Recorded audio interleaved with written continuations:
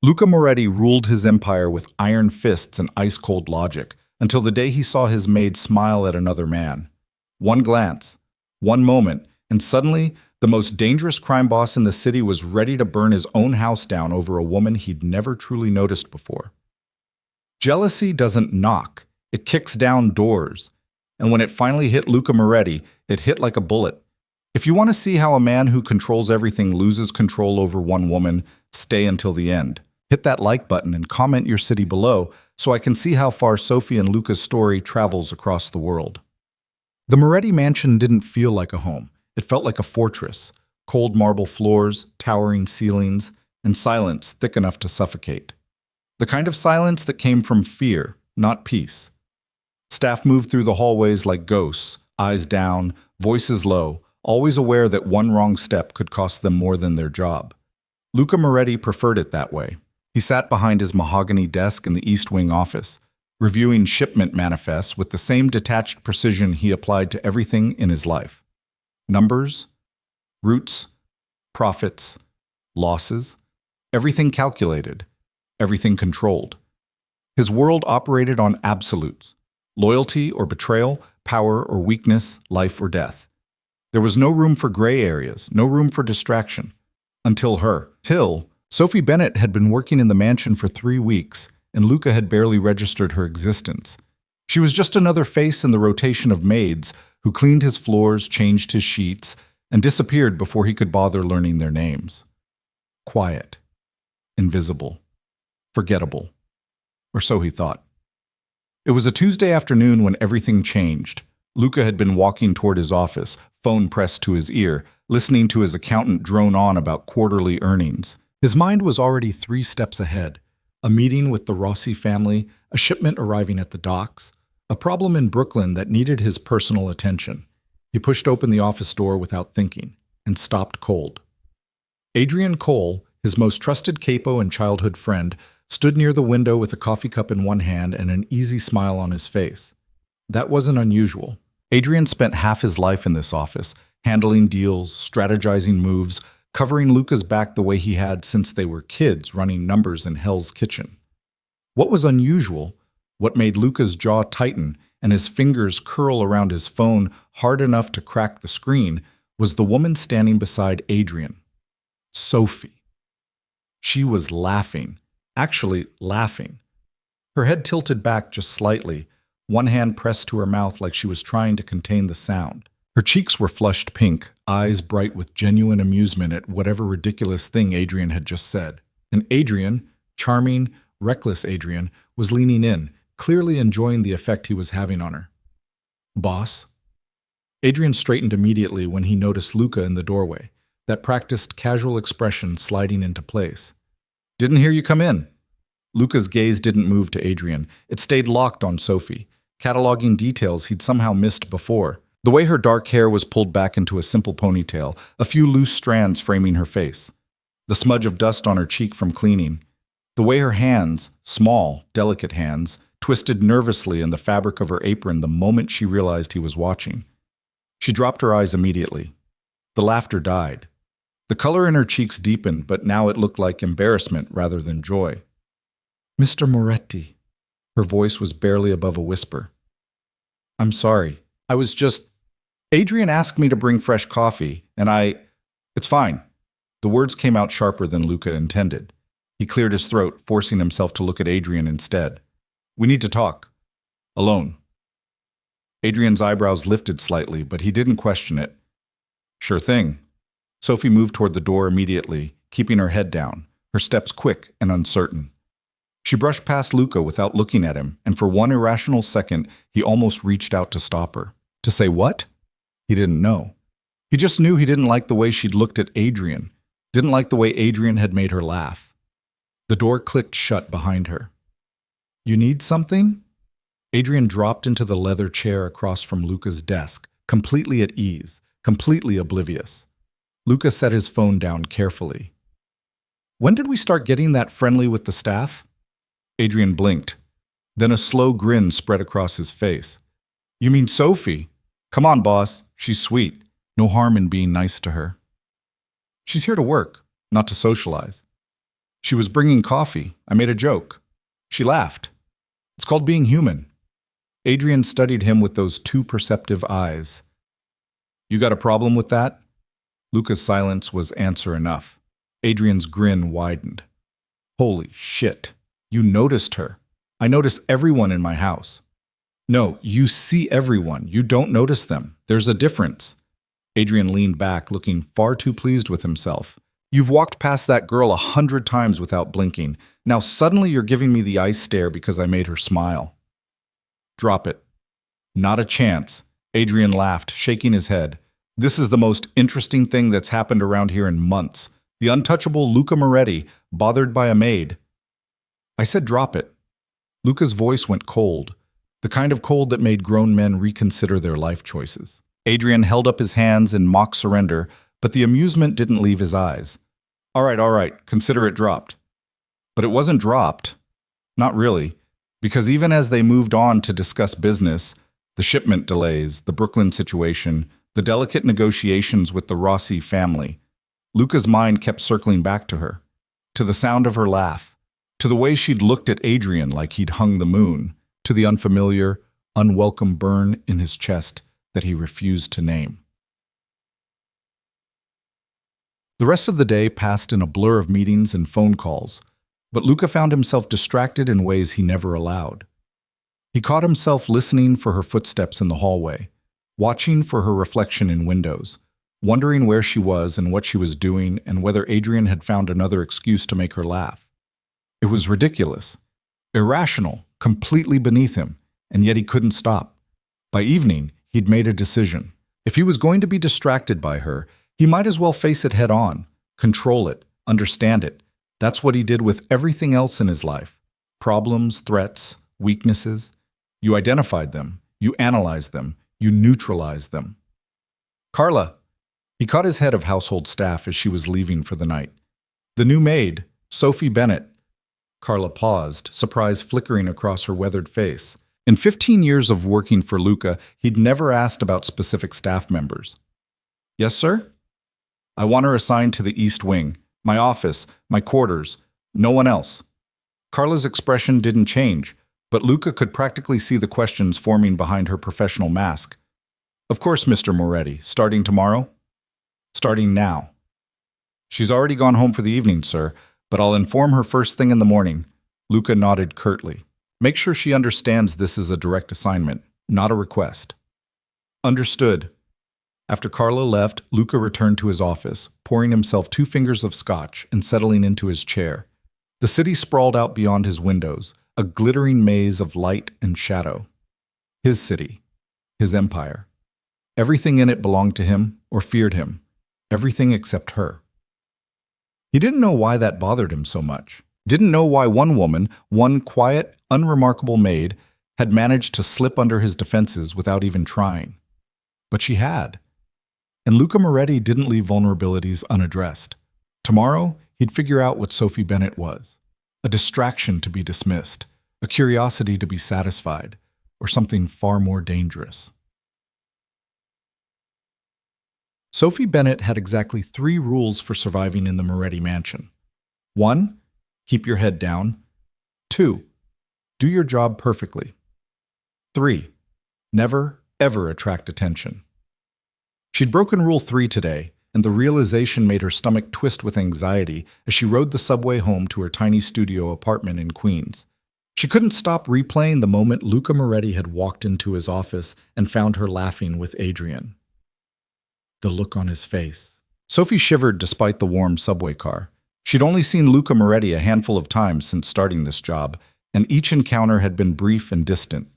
He was the kind of man who existed in a different stratosphere, untouchable, unreachable, terrifying in his cold perfection, tall and broad-shouldered, with dark hair, darker eyes, and a presence that seemed to suck all the air out of a room. She'd never even spoken directly to him before today, and now she'd made him angry. She was sure of it, the way he'd looked at her, not with the warm amusement Adrian always showed, but with something harder, sharper, like he was seeing her for the first time and wasn't sure he liked what he saw. Stupid, she whispered to herself, pressing her forehead against the cool subway window. So stupid. This job was everything to her. After her mother's medical bills had drained every penny of their savings, after the hospital stays and the funeral costs and the predatory loan sharks who'd convinced her desperate father to borrow money he could never repay, Sophie had been left with nothing. No degree, no prospects, just a mountain of debt, and a father who'd drunk himself to death rather than face what he'd done to his family. The Moretti household paid better than anything else she could have landed. Good enough to chip away at the debt. Good enough to maybe, someday, have a life that didn't feel like drowning. But none of that mattered if she got fired for being too friendly with the boss's right-hand man. Her phone buzzed. A text from Adrian. "Stop worrying. You didn't do anything wrong. Luca's just being Luca." Sophie's fingers hovered over the keyboard. She wanted to believe that. Adrian had been nothing but kind to her since she started. He'd learned her name the first day, always asked how she was doing, made terrible jokes that somehow still made her laugh.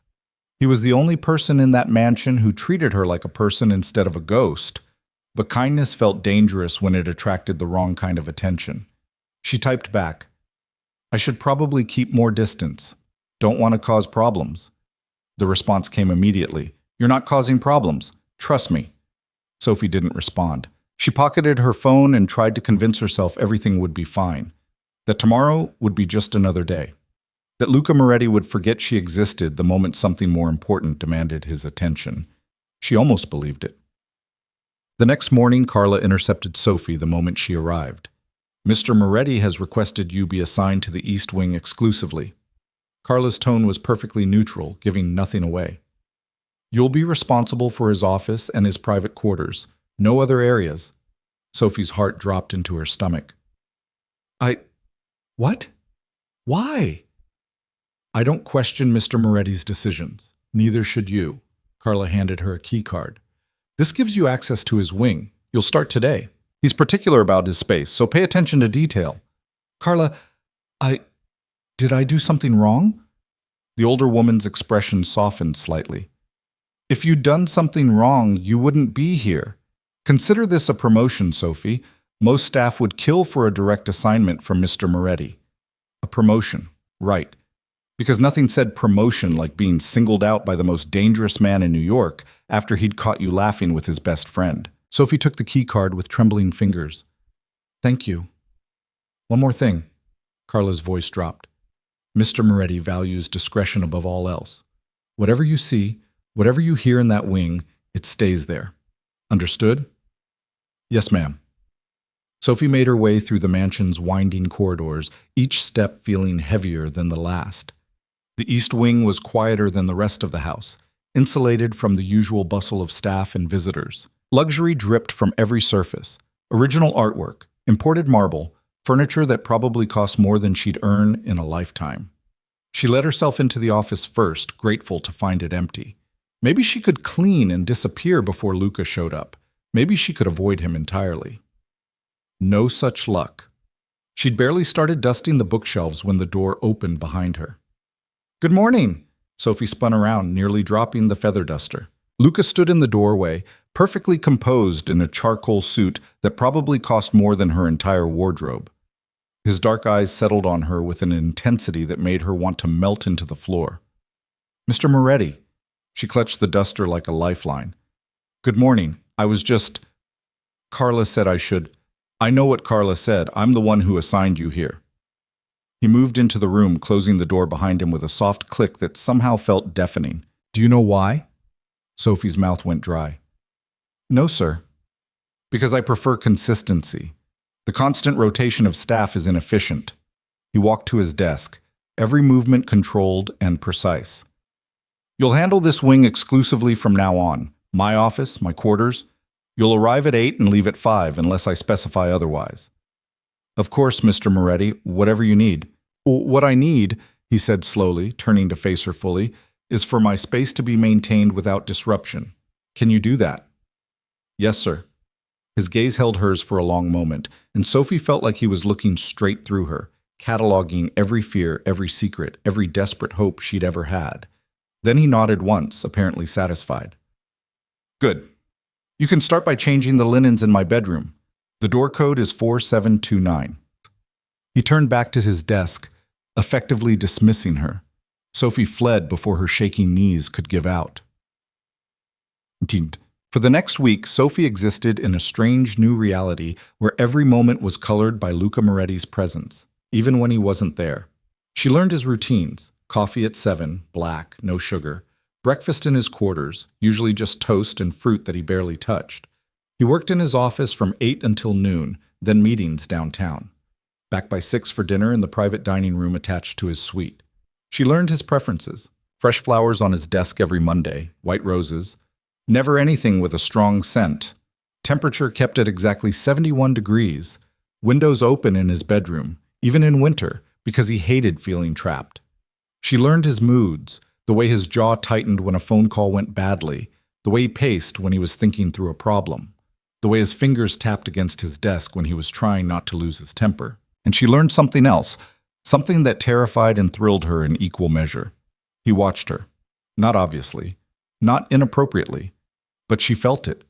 The weight of his attention whenever she was in the room. She'd be dusting shelves and look up to find his gaze on her. She'd be changing water glasses and catch his reflection in the window, studying her. She'd be making his bed and sense him in the doorway, silent and still. It should have made her uncomfortable, should have sent her running to Carla, begging for a different assignment. Instead, it made her heart race in ways that had nothing to do with fear. "You're playing with fire." Sophie jumped, spinning around from the bookshelf she'd been organizing. Adrian leaned against the doorframe of Luca's office, that familiar easy smile on his face. "Adrian, you scared me." She pressed a hand to her chest, feeling her heart hammering. "Sorry." He pushed off the doorframe, wandering into the room with his hands in his pockets. "Haven't seen much of you lately. Heard you got the East Wing assignment." "Yeah, it's a lot of work." "I bet." Adrian's smile turned knowing. "How's it going? Working so close to the boss?" Sophie focused very intently on alphabetizing the books. "Fine. He's very professional." "Professional, right," Adrian chuckled. "You know what I think? I'm sure you're going to tell me. I think Luca moved you up here because he wants to keep an eye on you." Sophie's hand stilled on the books. "That doesn't make any sense." "Doesn't it?" Adrian moved closer, lowering his voice conspiratorially. "The man who notices nothing suddenly notices you. The man who never changes his routine suddenly restructures his entire staff assignments. The man who never lets anyone close suddenly wants you in his private quarters every day." He just wants consistency," Sophie repeated Luca's words. "He said so." "Sophie," Adrian's voice gentled. "I've known Luca since we were kids. I've seen him negotiate with monsters, stare down guns, build an empire from nothing. And in all those years, I've never seen him look at anyone the way he looks at you." Sophie's heart did something complicated in her chest. "You're imagining things." "Am I?" Adrian studied her carefully. "Or are you just scared to admit you've noticed it too?" Before Sophie could respond, footsteps echoed in the hallway. Heavy, familiar. Adrian straightened immediately, and Sophie turned back to the bookshelf with shaking hands, trying to look busy. Luca appeared in the doorway, his eyes moving from Sophie to Adrian and back again. His expression gave nothing away, but something cold flickered in his gaze. "Adrian, I wasn't expecting you until 3. Got done early with the Brooklyn thing. Thought I'd swing by." Adrian's tone was casual, but Sophie could hear the careful edge beneath it. "Just saying hi to Sophie." "I can see that." Luca moved to his desk, his movements controlled but somehow coiled, like a predator deciding whether to strike. "Sophie, don't you have work to do in the other rooms?" It wasn't a question. "Yes, Mr. Moretti. I'm sorry." Sophie gathered her cleaning supplies quickly, keeping her eyes down. As she passed Adrian, he gave her a quick wink, and that's when she felt it. The temperature in the room dropped 10 degrees. She glanced back without thinking and caught the expression on Luca's face. Pure ice. She hurried out before she could see any more. Behind the closed door of his office, Luca stared at Adrian with an expression that had made stronger men confess to crimes they hadn't committed. "What exactly were you doing?" Adrian, to his credit, didn't flinch. "Having a conversation. You know, that thing humans do with their mouths." "Don't." "Don't what? Be friendly to your staff? The way I've always been friendly to everyone?" "You know exactly what I mean." Luca's voice was dangerously quiet. "Stay away from her." Adrian's eyebrows shot up. "Wow. Okay. So we're actually doing this." "Doing what?" Pretending you don't have a thing for her. Adrian leaned back against the desk, crossing his arms. Come on, boss. This is me. You can drop the act. There's no act. She's staff. She works for me, that's all. Right. That's why you reorganized your entire household to keep her close. That's why you watch her like a hawk every time she's in the room. That's why you're currently looking at me like you want to throw me through that window for making her smile. Luca's jaw clenched. Your point? My point is, you're lying to yourself. Adrian's voice lost its teasing edge, turning serious. I've known you too long, Luca. I know when something's gotten under your skin, and that girl, she's burrowed in deep. Even if that were true, which it's not, it wouldn't matter. She's not part of this world. She's not built for it. Maybe that's exactly why she matters. Adrian pushed off the desk, heading for the door. But hey, what do I know? I'm just the guy who's watched you shut everyone out for the past 15 years. I'm sure you've got it all figured out. He paused at the door, glancing back. Just one thing, boss. If you're not going to make a move, don't blame me for shooting my shot. She's sweet, she's beautiful, and unlike you, I'm actually willing to admit when I like someone. The door closed behind him, leaving Luca alone with thoughts that felt like knives. Adrian was right. Of course he was right. Adrian had always been able to read him better than anyone, had always known exactly which buttons to push. But this wasn't about buttons or games or male posturing. This was about Sophie, about the way she'd somehow become the only thing Luca thought about when he should have been thinking about business. About the way her quiet presence had become the most interesting part of his day. About the way seeing her smile at Adrian had made him want to break things. Luca poured himself a drink even though it was barely noon. His hands were steady, they were always steady, but his mind was chaos. He couldn't want her, couldn't let himself go down that road. His world was built on violence and blood and choices that would horrify someone like Sophie Bennett. She was soft where he was hard, gentle where he was brutal, hopeful where he'd long since lost hope. She deserved better than a man who counted bodies instead of sheep to fall asleep at night.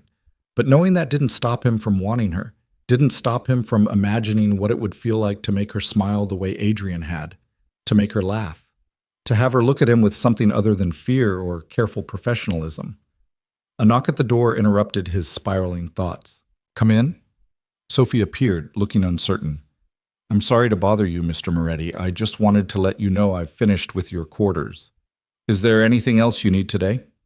Luca looked at her, really looked at her, at the dusting of freckles across her nose that he'd never noticed before, at the way she tucked a loose strand of hair behind her ear when she was nervous, at the kindness in her eyes even when she was clearly anxious. Everything, he thought. I need everything I have no right to ask for. No, he said instead. That's all. Okay, I'll see you tomorrow then. She started to leave, then hesitated. Mr. Moretti, if I did something wrong, if there's a reason you assigned me here, I'd rather you just tell me. The uncertainty is worse than whatever consequence you have in mind. The raw honesty in her voice caught him off guard.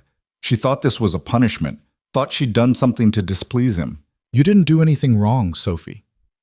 It was the first time he'd said her name out loud, the first time he'd allowed himself that small intimacy. Her eyes widened slightly at the sound of it. Then why? Because I wanted you here. The words escaped before he could stop them. That's all. No ulterior motive, no punishment. I just wanted you here. The silence that followed felt like standing on the edge of a cliff. Sophie's lips parted like she was going to say something, but no words came. She just stood there, staring at him with those expressive eyes, and Luca felt something shift between them. Something irreversible.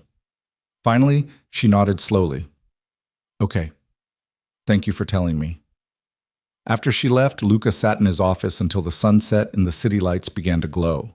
He had calls to make, meetings to prepare for, an empire to run, but all he could think about was the way Sophie had looked at him when he'd said her name, and the terrifying realization that he was already in too deep to turn back. The days that followed felt like walking a tightrope over an abyss.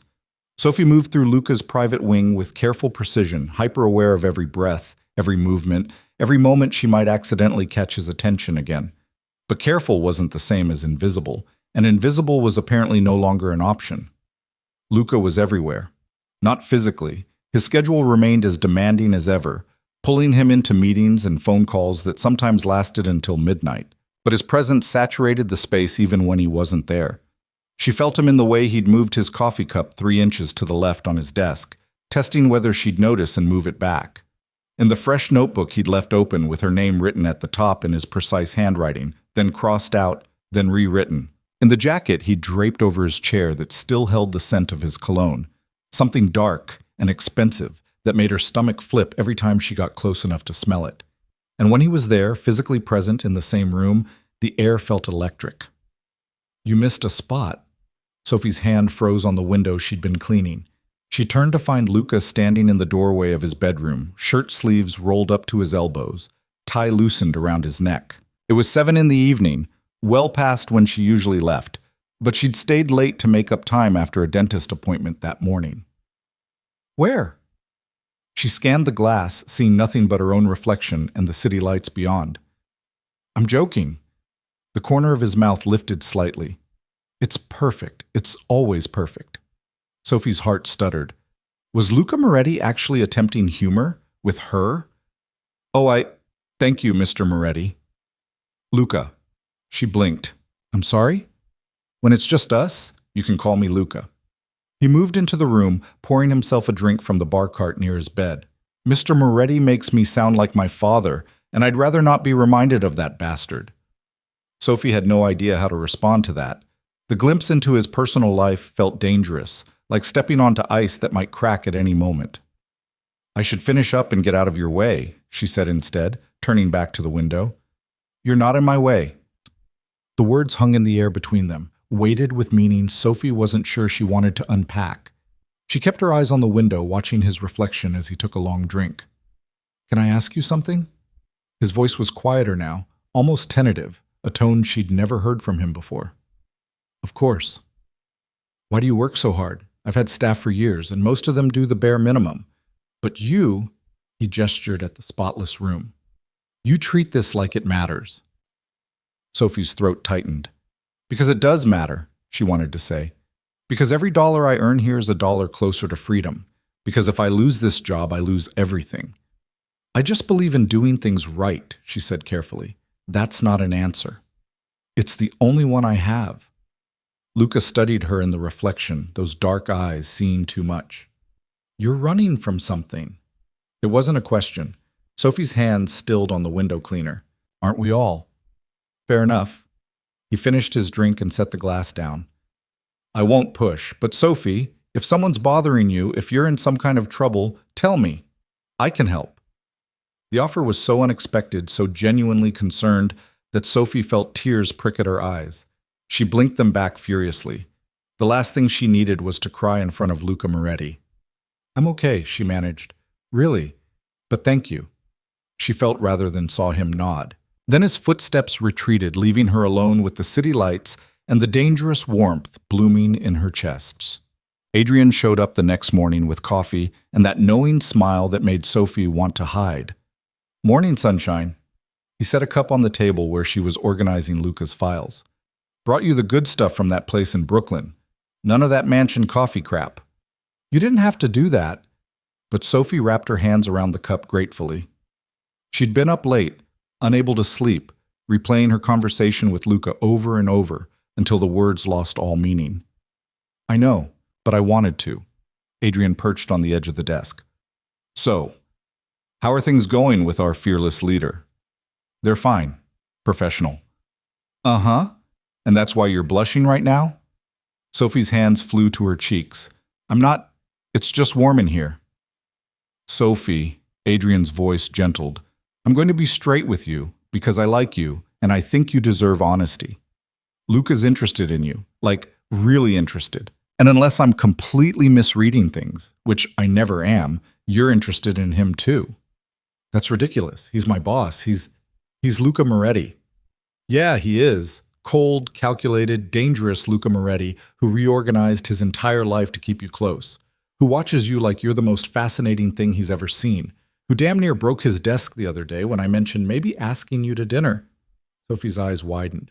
"You didn't." "I did." "And the look on his face?" Adrian laughed. "I thought he was going to shoot me, his best friend, over a hypothetical dinner."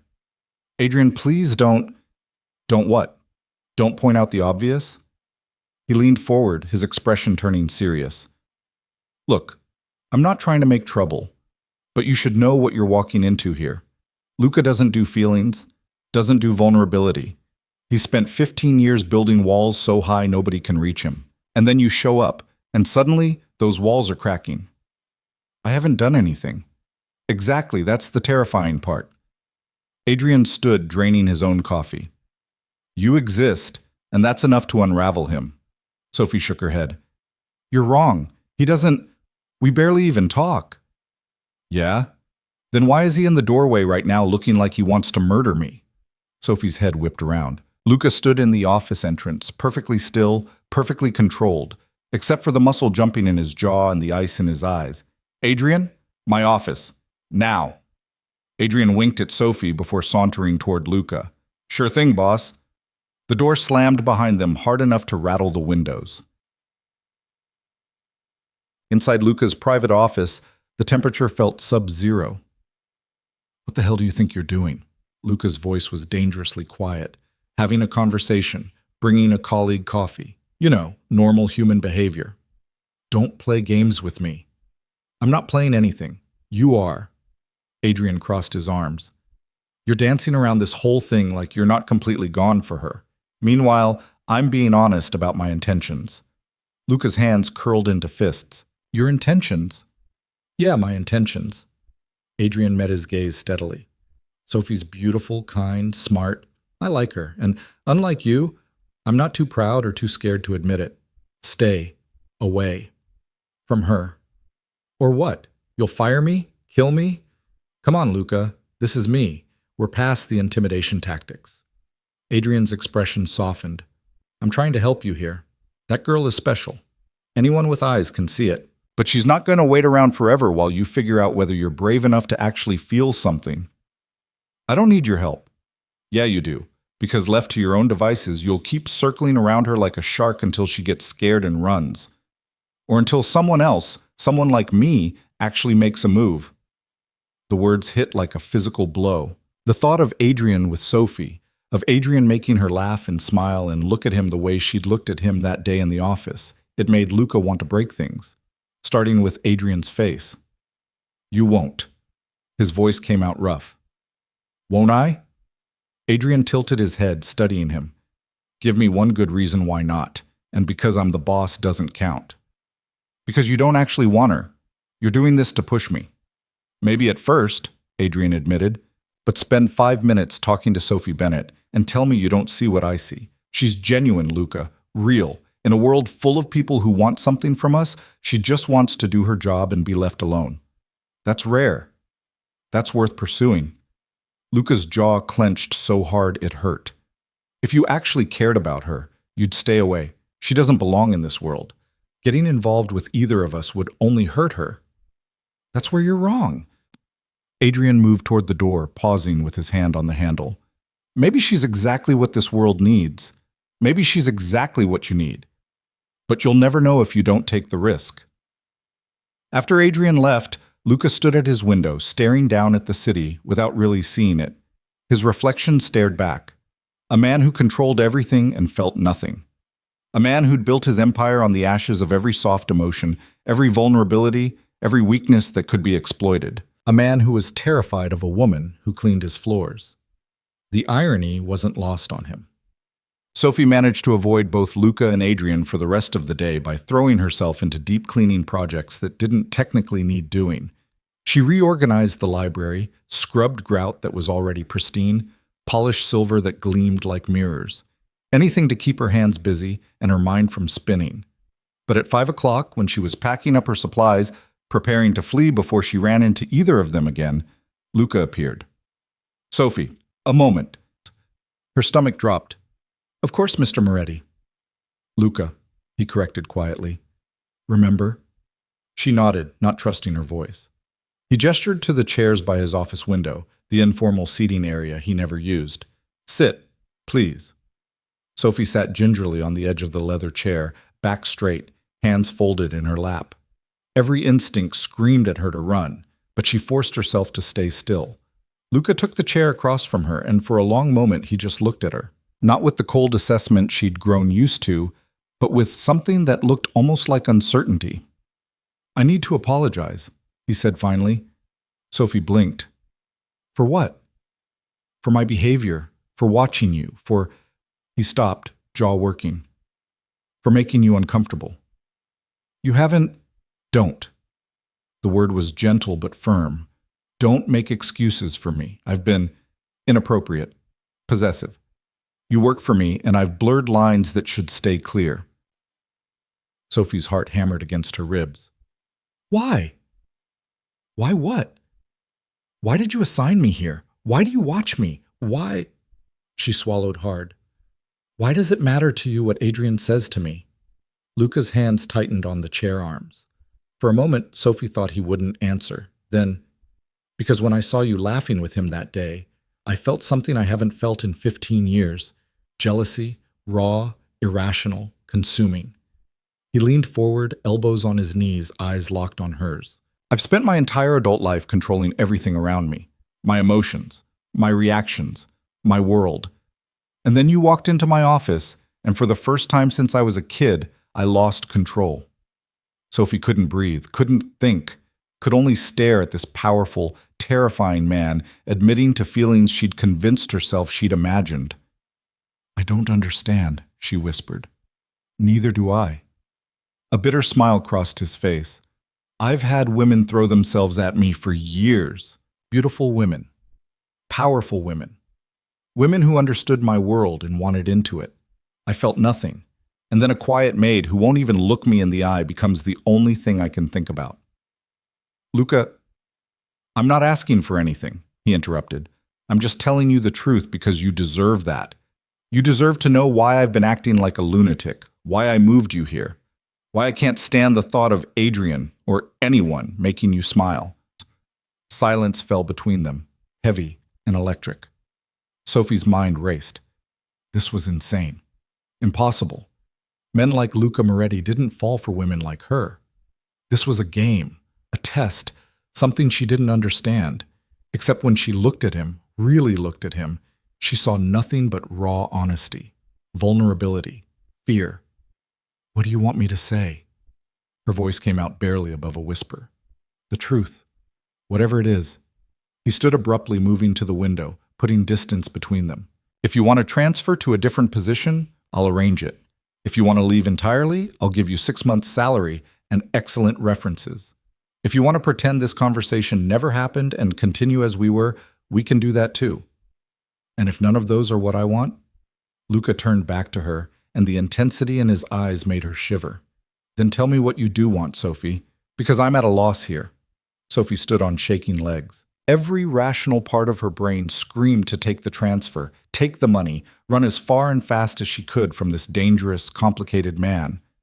But her heart, her stupid, reckless heart, whispered something else entirely. "I want—" She took a breath. "I want to know if I'm crazy for feeling this too." Luca went very still. "Feeling what?" "This, whatever this is between us. This thing that makes my hands shake when you walk into a room, that makes me stay late hoping I'll run into you, that made me feel like I was betraying something when Adrian brought me coffee this morning." "You're not crazy." His voice was rough. "Or we both are." They stared at each other across the office, the city glittering behind Luca's shoulders, and Sophie felt like she was standing on the edge of a cliff. One more step and everything would change. There would be no going back. "I should go," she said, but her feet didn't move. "You should," Luca agreed, but he closed the distance between them instead. He stopped close enough that Sophie could feel the heat radiating from him, could count the flecks of gold in his dark eyes, could see the way his hands flexed at his sides like he was physically restraining himself from reaching for her. "Tell me to stop," he said quietly. "Stop what?" "This. Whatever I'm about to do that I know I shouldn't." Sophie's breath caught. "What are you about to do?" Instead of answering, Luca lifted one hand, slowly, giving her every opportunity to pull away, and brushed his fingers along her jaw. The touch was feather-light, almost reverent, and it sent electricity racing down her spine. "I'm about to kiss you," he murmured, "unless you tell me not to." Sophie knew she should say no, should step back, should remember that he was her boss, that this was dangerous, that nothing good could come from falling for a man whose world was built on violence and blood. But when she opened her mouth, what came out was, "Don't stop." Luca's control shattered. He cupped her face in both hands and kissed her like a man drowning, like she was air and he'd been underwater for years. Sophie gasped against his mouth, and he used the opening to deepen the kiss, one hand sliding into her hair while the other wrapped around her waist, pulling her flush against him. Sophie had been kissed before, fumbling teenage kisses, awkward first date kisses, forgettable kisses that meant nothing. This was different. This was Luca Moretti pouring 15 years of locked-away emotion into a single moment, and it felt like being consumed by fire. When they finally broke apart, both breathing hard, Luca pressed his forehead to hers. "I can't offer you normal," he said roughly. "I can't offer you safe. My world is dark, Sophie, darker than you can imagine." "I'm not asking for normal." Sophie's hands had somehow ended up fisted in his shirt. "I'm just asking for honest." "Then honestly?" He pulled back just enough to meet her eyes. "I want you, not as staff, not as some passing fancy. I want you in a way that terrifies me because I don't know how to be gentle with things I care about." "Then learn." Sophie surprised herself with the strength in her voice. "Learn with me." Something shifted in Luca's expression. Hope, maybe, or something close to it. He kissed her again, softer this time, almost careful. Then his phone rang, shattering the moment like glass. He pulled away with a curse, glancing at the screen. "I have to take this." "Of course." Sophie stepped back, suddenly aware of how disheveled she must look, how swollen her lips felt. Luca answered the phone with a curt, "What?" But his eyes never left Sophie. The conversation was brief, clipped, clearly business. When he hung up, frustration radiated from him. "I have to go downtown. There's a situation that needs my attention." "It's fine. I should leave anyway." Sophie grabbed her bag with trembling hands. "Sophie," Luca caught her wrist gently. "This isn't... I don't want you to think this was just... I know." She managed a small smile. "Go handle your situation. We can figure out the rest later." Relief crossed his face. He lifted her hand to his lips, pressing a kiss to her knuckles that felt somehow more intimate than everything that had come before. "Tomorrow," he promised. Sophie nodded, not trusting her voice. She left the mansion in a daze, her lips still tingling, her heart racing, her mind spinning with the impossible reality of what had just happened. Luca Moretti had kissed her, had told her he wanted her, had looked at her like she was precious instead of disposable. The subway ride home passed in a blur. She barely noticed the other passengers, barely heard the screech of the brakes or the automated announcements. All she could think about was the way Luca had touched her face like she might break, the way he'd kissed her like she was oxygen. Her phone buzzed as she climbed the stairs to her apartment. A text from an unknown number. "Get home safe." Sophie pressed the phone to her chest, smiling like an idiot, feeling like a teenager with her first crush instead of a 24-year-old woman who should know better. She was still smiling when she unlocked her apartment door. The smile died the instant she saw what was waiting inside. Her apartment had been destroyed, furniture overturned, cushions slashed, drawers emptied onto the floor, and spray-painted across her wall in angry red letters, "Time's up." Sophie's hands went numb. The phone slipped from her fingers, clattering to the floor. She knew that handwriting, knew the rage behind it, knew exactly who had done this. Her father's debts hadn't died with him. The loan sharks had found her, and they were done waiting for their money. 3 miles across the city, in a warehouse that officially didn't exist, Luca Moretti was conducting business. The man kneeling before him, a mid-level dealer who'd gotten greedy and thought he could skim from shipments, was begging, crying, promising it would never happen again. Luca barely heard him. His mind was still in his office, still feeling Sophie's lips against his, still seeing the way she'd looked at him with something that wasn't fear. "Boss?" Adrian stood beside him, arms crossed. "What do you want me to do with him?" Luca focused on the dealer.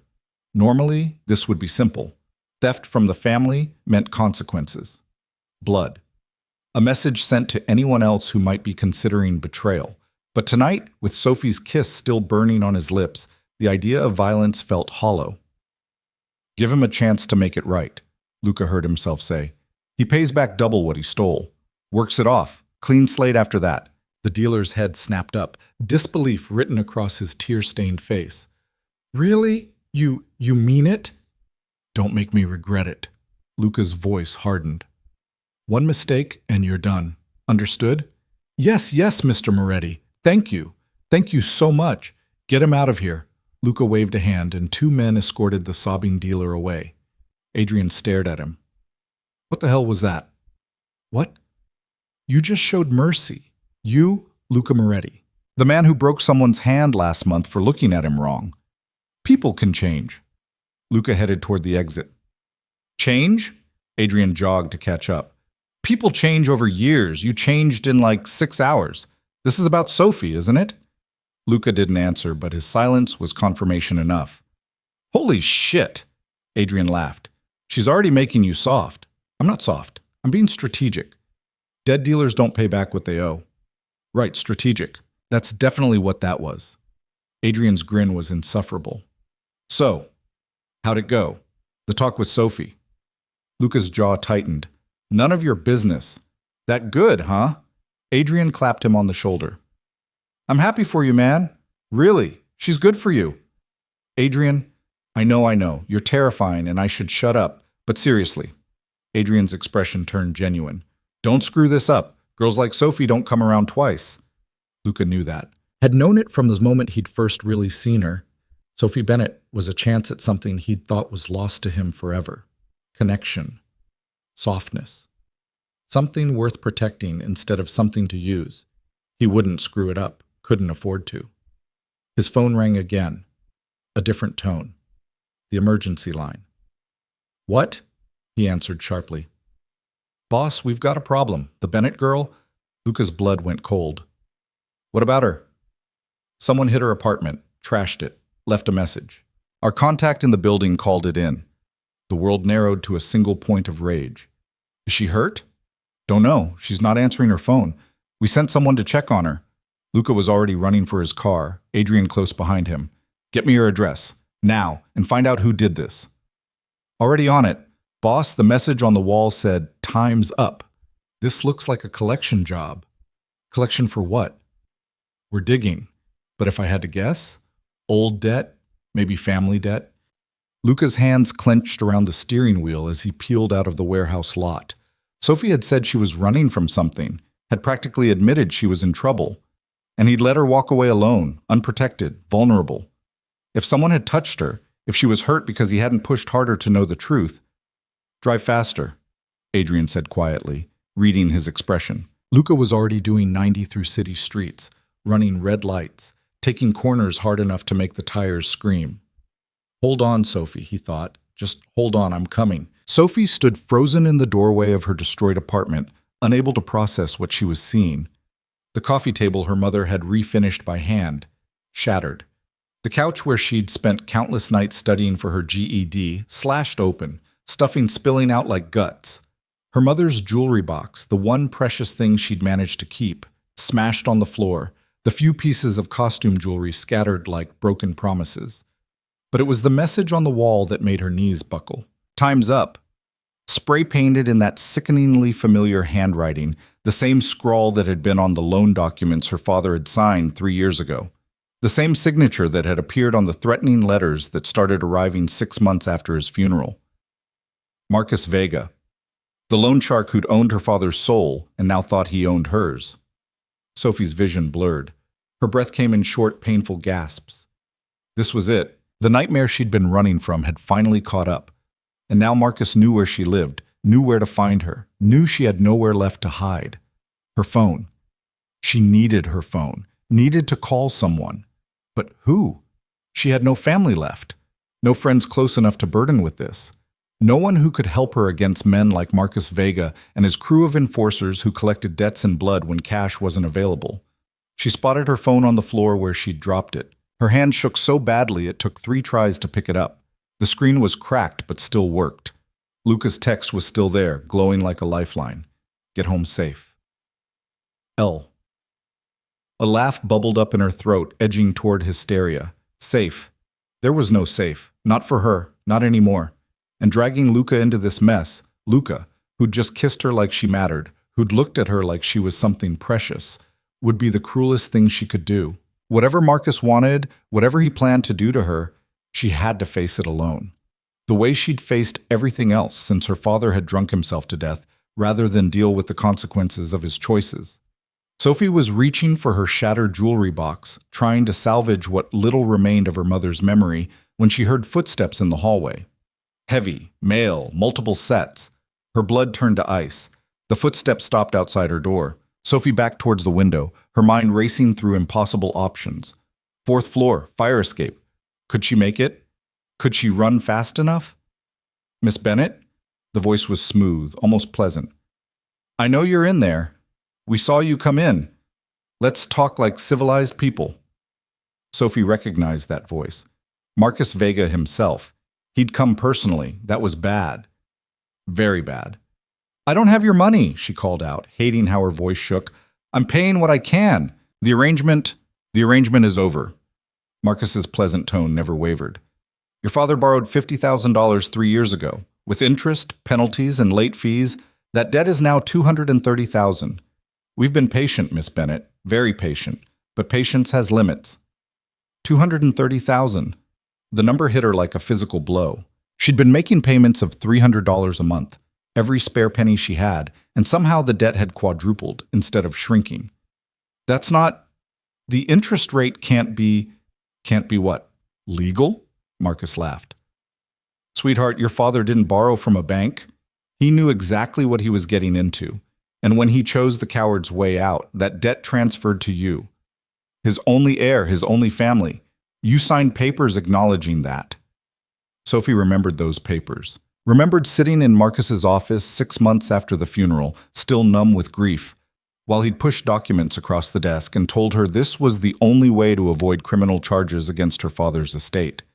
She'd been 21, alone, and terrified. She'd signed without reading. Had believed Marcus when he said monthly payments would clear the debt within a few years. She'd been so stupid. I need more time, she said desperately. I'm working. I'll pay more. I just need... Time is up, Marcus interrupted. Open the door, Miss Bennett. Let's discuss your options face to face. I promise you, running will only make things worse. Sophie's hand was on the window latch when her phone buzzed. A text from an unknown number.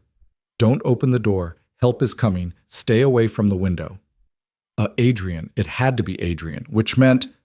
Her apartment door exploded inward with a crash that made her scream. Marcus Vega stepped through the splintered frame, flanked by 2 men who looked like they ate nails for breakfast. Marcus himself was surprisingly ordinary. Mid-50s, graying hair, expensive suit. He looked like someone's accountant, not a loan shark who destroyed lives for profit. That was unnecessary, he said mildly, surveying the damaged door. Now I'll have to add repairs to your bill. Stay away from me. Sophie grabbed the nearest object, a table lamp, holding it like a weapon. Marcus smiled. Put that down before you hurt yourself. I'm not here to harm you, Sophie. May I call you Sophie? I feel like we know each other well enough by now. What do you want? I want what I'm owed, but since you clearly can't pay in cash, I'm prepared to accept alternative arrangements. His eyes raked over her in a way that made her skin crawl. You're a pretty girl, young, healthy. There are establishments that would pay good money for someone like you. Work off your debt in, 5 or 6 years. Maybe less if you're popular. The implication hit her like acid. You're insane. I'll go to the police. And tell them what? That you signed legal documents acknowledging a debt? That you've been making voluntary payments for 3 years? That you're now refusing to honor your obligations? Marcus moved closer, his 2 enforcers blocking the door. The police won't help you, sweetheart. This is a civil matter. And even if they cared, which they don't, I have lawyers. Good ones. By the time they untangle the paperwork, you'll be long gone. Sophie's back hit the wall. The lamp trembled in her hands. Someone will notice I'm missing. I have a job. People who will look for me. That mansion job? Marcus's smile widened. Yes, we know about that. Cute that you think cleaning toilets for rich people makes you special. But when you disappear, they'll just hire another maid. The world keeps spinning, Sophie. It always does. One of the enforcers moved toward her. Sophie swung the lamp at his head. He caught it easily, yanking it from her hands and tossing it aside like a toy. His meaty hand closed around her wrist, and Sophie opened her mouth to scream. The window exploded inward in a shower of glass. Adrian Cole came through like an avenging angel, gun already drawn, landing in a crouch between Sophie and the enforcers. He fired twice, not at the men, but at the floor near their feet. The shots were deafening in the small apartment, designed to shock rather than kill. "Back up," Adrian said calmly. "Now." The enforcers hesitated, looking to Marcus for orders. Marcus's pleasant mask had finally slipped, revealing cold calculation beneath. "Adrian Cole," he said slowly. "I should have known. You're with the Moretti family. Give the man a prize." Adrian kept his gun trained on the closest enforcer. "Sophie, get behind me!" Sophie stumbled toward him, her legs barely holding her up. Adrian kept himself between her and the three men, every line of his body radiating lethal competence. "This is a private business matter," Marcus said. "The girl owes me money. Moretti territory or not, debts get paid. Not this debt. Not this girl. Not ever." Adrian's voice went hard. "Consider her account closed." "That's not how this works. She signed—" "I don't care what she signed. I don't care what her father owed. As of right now, Sophie Bennett is under Moretti protection. You touch her, you even look at her wrong, and you'll answer to Luca himself. Do you really want that conversation?" Marcus's jaw tightened. For a long moment, the apartment was silent except for Sophie's ragged breathing and the distant wail of sirens growing closer. "This isn't over," Marcus said finally. "Moretti can't protect everyone. She'll slip up eventually. And when she does, you'll still leave her alone, because I'm going to make this real simple for you." Adrian's smile was all teeth and no warmth. "You have 24 hours to clear your operation out of Queens. Consider it a gift. After that, every corner you work, every runner you employ, every debt you collect, it all belongs to us. You either retire rich or end up like your predecessor. Your choice." Marcus's face went red. "You can't just— Luca Moretti doesn't even know this girl exists. You're bluffing." "Am I?" Adrian tilted his head. "Want to call that bluff? Want to find out what happens when you threaten something Luca cares about?" The sirens were close now. Marcus glanced at his enforcers, clearly weighing his options. Finally, he stepped back. "This conversation isn't finished." "Yeah, it is," Adrian gestured with the gun. "Now get out before the cops show up, and I have to explain why there are bodies in this apartment." Marcus and his men backed toward the destroyed door. At the threshold, Marcus looked back at Sophie. "You chose the wrong side, girl. Moretti protection comes with a price. You'll learn that soon enough." Then they were gone, footsteps thundering down the stairs. Adrian lowered his gun, turning to Sophie. "You okay?" Sophie's legs gave out. She slid down the wall, ending up on the floor among the debris of her destroyed life. Tears streamed down her face, tears she'd been holding back since the moment she'd seen her apartment, since Marcus had threatened her, since everything had fallen apart. "Hey, hey!" Adrian holstered his gun and crouched beside her. "You're safe now. I've got you." "I'm sorry," Sophie sobbed. "I'm so sorry. I never meant to drag anyone into this." "Stop. You didn't drag anyone anywhere." Adrian pulled out his phone, typing rapidly. "Luca's on his way. He's going to lose his mind when he sees this, but you're safe. That's what matters." I can't let him fix this. The debt is too big. Marcus will never—" "Sophie." Adrian caught her chin gently, forcing her to meet his eyes. "Listen to me. Marcus Vega is a bottom feeder who preys on desperate people. Luca Moretti is— he's not that. When Luca finds out what happened here, Marcus is going to wish he'd retired years ago." Sophie shook her head frantically. No, Luca can't get involved. This is my problem. My father's debt. I can't let Luca— He'll get hurt, or— Adrian actually laughed. "Sweetheart, the only person getting hurt is Marcus. Trust me." The sound of screeching tires outside made them both look toward the window. Car doors slammed. Heavy footsteps pounded up the stairs, multiple sets moving fast. Luca burst through the destroyed doorway like a hurricane given human form. His eyes swept the apartment, cataloging the destruction, before landing on Sophie huddled on the floor. In 3 strides, he was beside her, pulling her into his arms with a gentleness that belied the fury radiating from every line of his body. "You're hurt." It wasn't a question. He was already checking her for injuries, hands moving carefully over her arms, her face, looking for blood. "I'm okay. They didn't. Adrian came before they could." Sophie couldn't finish the sentence. Being in Luca's arms, feeling his solid warmth, his strength, his absolute certainty, it broke something loose inside her. She buried her face in his chest and sobbed like a child. Luca held her, one hand cradling her head, the other wrapped firmly around her back. Over her head, he looked at Adrian with murder in his eyes. "Tell me," he said quietly. Adrian filled him in with brutal efficiency. Marcus Vega, the debt, the threats, the offer to sell Sophie to pay what she owed. Every word made Luca's grip on Sophie tighten, made the muscle in his jaw jump. When Adrian finished, Luca was silent for a long moment. Then, in a voice so cold it could freeze blood, "Find him." "Already on it. Marco's team is tracking him now. I want locations on every property he owns, every business he operates, every person in his organization. By morning." Luca's voice never rose, never lost control, but the threat beneath it was absolute. "And Adrian? I want him alive. For a while." Adrian nodded and stepped away, phone already to his ear, coordinating with the rest of the family's network. Luca carefully lifted Sophie into his arms like she weighed nothing. She should have protested, should have insisted she could walk, but she couldn't find the energy. She felt hollowed out, scraped raw, too exhausted to do anything but let him carry her. "Where are we going?" she whispered. "Home. My home. Where you should have been all along." Luca carried her toward the door, stepping carefully over debris. "You're never coming back to this apartment. Your things, what's left of them, will be collected and brought to the mansion."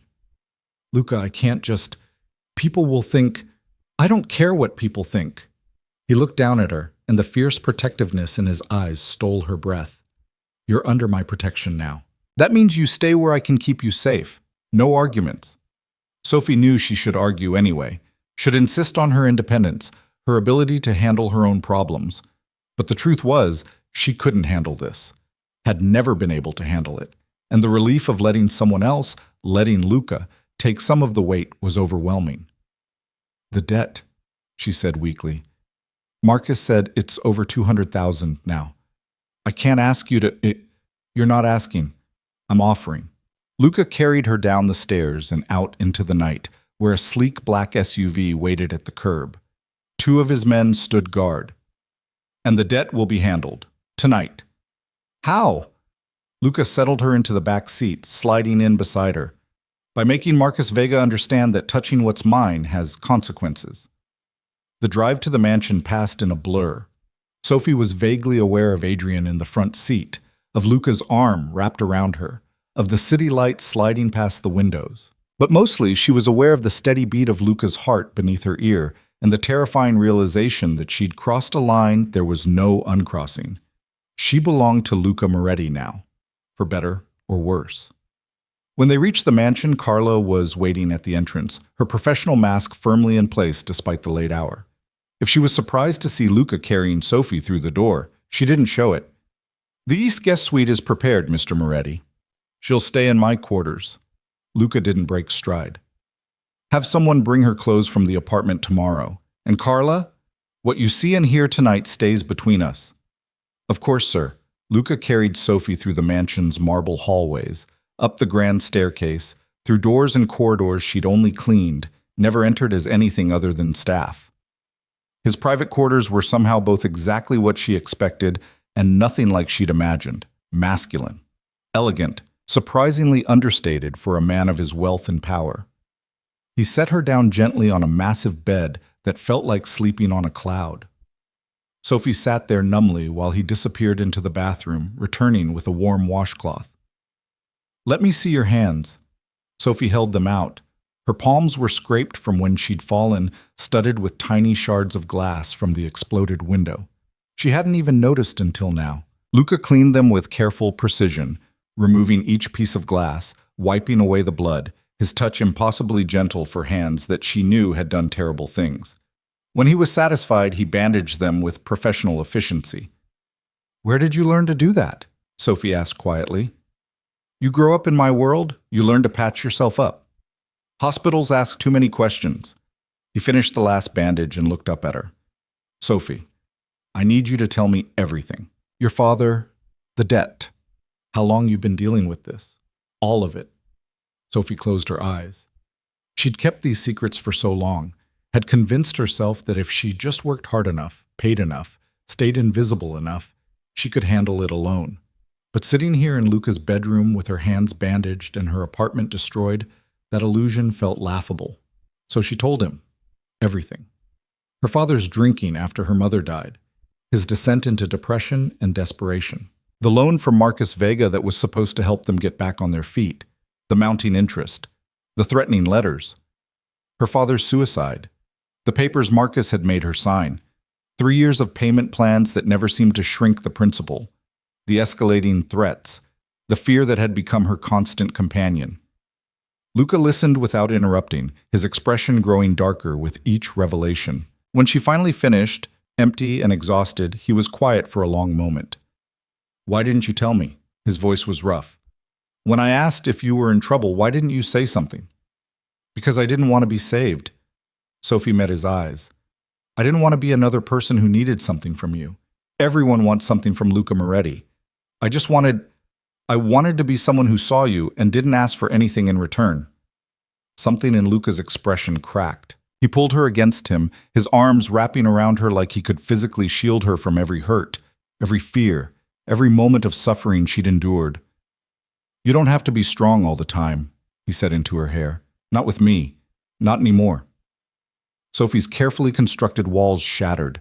She clung to him and cried, for her father, for her mother, for the lost years and stolen innocence and crushing weight of debt that had defined her entire adult life. And Luca held her through all of it, solid and unshakable, absorbing her grief like he could carry it for her.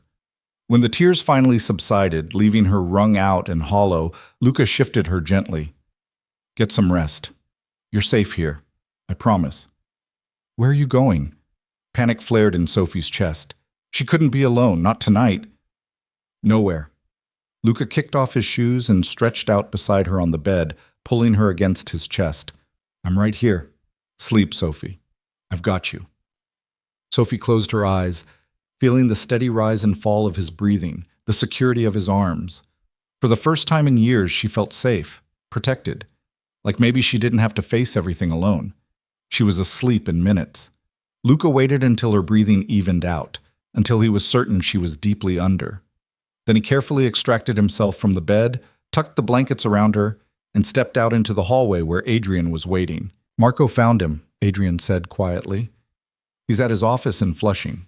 Thinks he's untouchable there." "Good." Luca's voice was utterly calm, which Adrian knew meant someone was about to have a very bad night. "Let's go have a conversation about boundaries." "Luca," Adrian caught his arm, "you know if we do this, if we take out Vega, there will be consequences. He's not technically in our territory. The other families might see it as overreach." "I don't care." Luca shrugged off Adrian's hand. "He threatened her, destroyed her home, tried to sell her like property. That requires a response." "I agree. I'm just saying, be smart about this. Make it look like business, not personal." "It is personal." Luca's eyes were black ice. "And I want everyone to know it. I want every two-bit loan shark and piece of garbage in this city to understand that Sophie Bennett is untouchable, that hurting her means answering to me, personally." Adrian studied him for a long moment, then nodded slowly. "All right, let's send a message then." They gathered 6 men, enough to handle Vega's security, but not so many it looked like a war. The drive to Flushing took 20 minutes. Vega's office was above a pawn shop, protected by men who were dangerous enough to intimidate civilians, but nowhere near the caliber of Moretti soldiers. The fight was over in under 3 minutes. Luca didn't even draw his weapon. He simply walked through Vega's security like they were made of paper, Adrian and the others handling the cleanup behind him. Marcus Vega looked up from his desk as Luca walked into his office. For 1 second, confusion crossed his face. then recognition, then fear. Moretti, I didn't think your man said, my man said Sophie Bennett is under my protection. Did you think that was a suggestion? Luca closed the office door behind him with a soft click that somehow sounded like a death knell. Look, the debt is legitimate. Her father, I don't care about the debt. Luca moved closer, and Vega rolled his chair back instinctively. You came to her home, destroyed her property, threatened to sell her. You put your hands on something that belongs to me. I didn't know. If I'd known she was connected to you, I never would have. That's your mistake. Luca leaned on the desk, getting close enough to see the sweat beading on Vega's forehead. You should have checked before you decided to prey on a young woman. Should have asked questions before you threatened her. Should have thought before you decided she was worth less than the money her dead father owed. I'm sorry. I'll forget the debt. She doesn't owe me anything. It's done. Finished. You're right about that. Luca straightened. It is finished. Your operation in Queens, your loan business, your predatory contracts, all of it. As of tonight, you're out. Vega's eyes widened. You can't. I have rights, territory agreements, other families who'll what? Defend a loan shark who tries to sell young women to brothels? Luca's laugh was devoid of humor. Go ahead, make those calls. See how much support you get. Please, I'll leave Sophie alone. I'll leave the city if that's what you want. Just don't what? Luca pulled out his gun in one smooth motion, placing it on the desk between them. Don't kill you? I'm considering it. Give me a reason not to. Vega was shaking now, his carefully constructed tough guy persona crumbling. I have money. I can pay you, whatever you want. I want Sophie's contract, every document, every record, every piece of paper with her name on it, and I want the same for every other person you've entrapped with your predatory bullshit. Luca picked up the gun, checking the chamber with casual expertise. You have 10 minutes to produce it all. After that, I start getting creative. Vega nearly fell over himself scrambling to comply. He opened safes, pulled files from drawers, handed over hard drives and memory sticks with shaking hands. Within 8 minutes, a pile of documents sat on his desk. Luca gathered them all, then pulled out a lighter. He set the papers on fire right there in the office, watching them curl and blacken.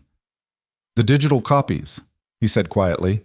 Vega deleted them, his fingers fumbling on the keyboard. When it was done, Luca nodded. Good. Now, here's what happens next. You close your operation, tonight. You liquidate your assets, pay back every legitimate debt you owe, and you disappear. I don't care where you go as long as it's far from New York. If I ever hear you're operating again, anywhere, I'll finish what we started here. Are we clear? Yes. Yes, Mr. Moretti. Crystal clear. And Marcus? Luca leaned in one last time. If you ever say Sophie Bennett's name again, if you even think about her, I'll know.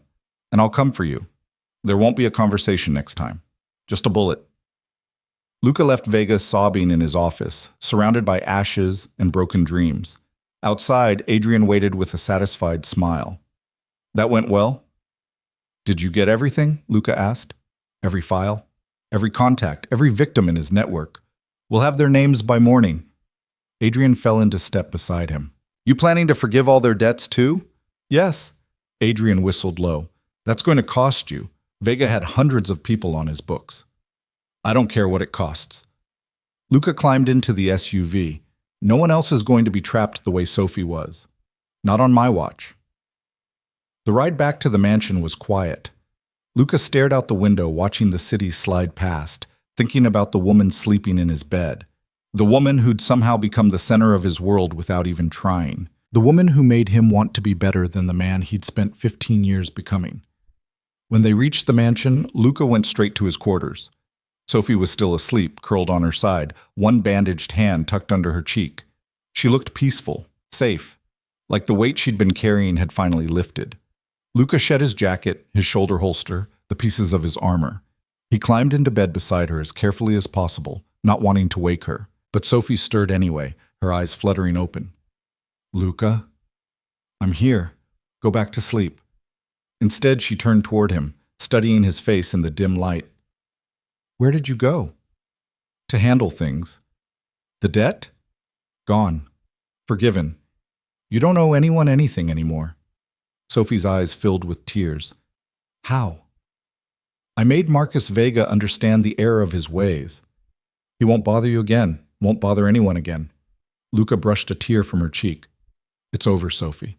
You're free. Sophie threw her arms around his neck, holding him with surprising strength. Thank you. Thank you so much. I don't know how to... I can never repay... I don't want repayment. Luca held her close, breathing in the scent of her hair. I just want you safe. That's all I've ever wanted. Sophie pulled back just enough to look at him. Why? Why do you care so much about me? Because you're the first real thing I've had in 15 years. Luca's voice was raw with honesty.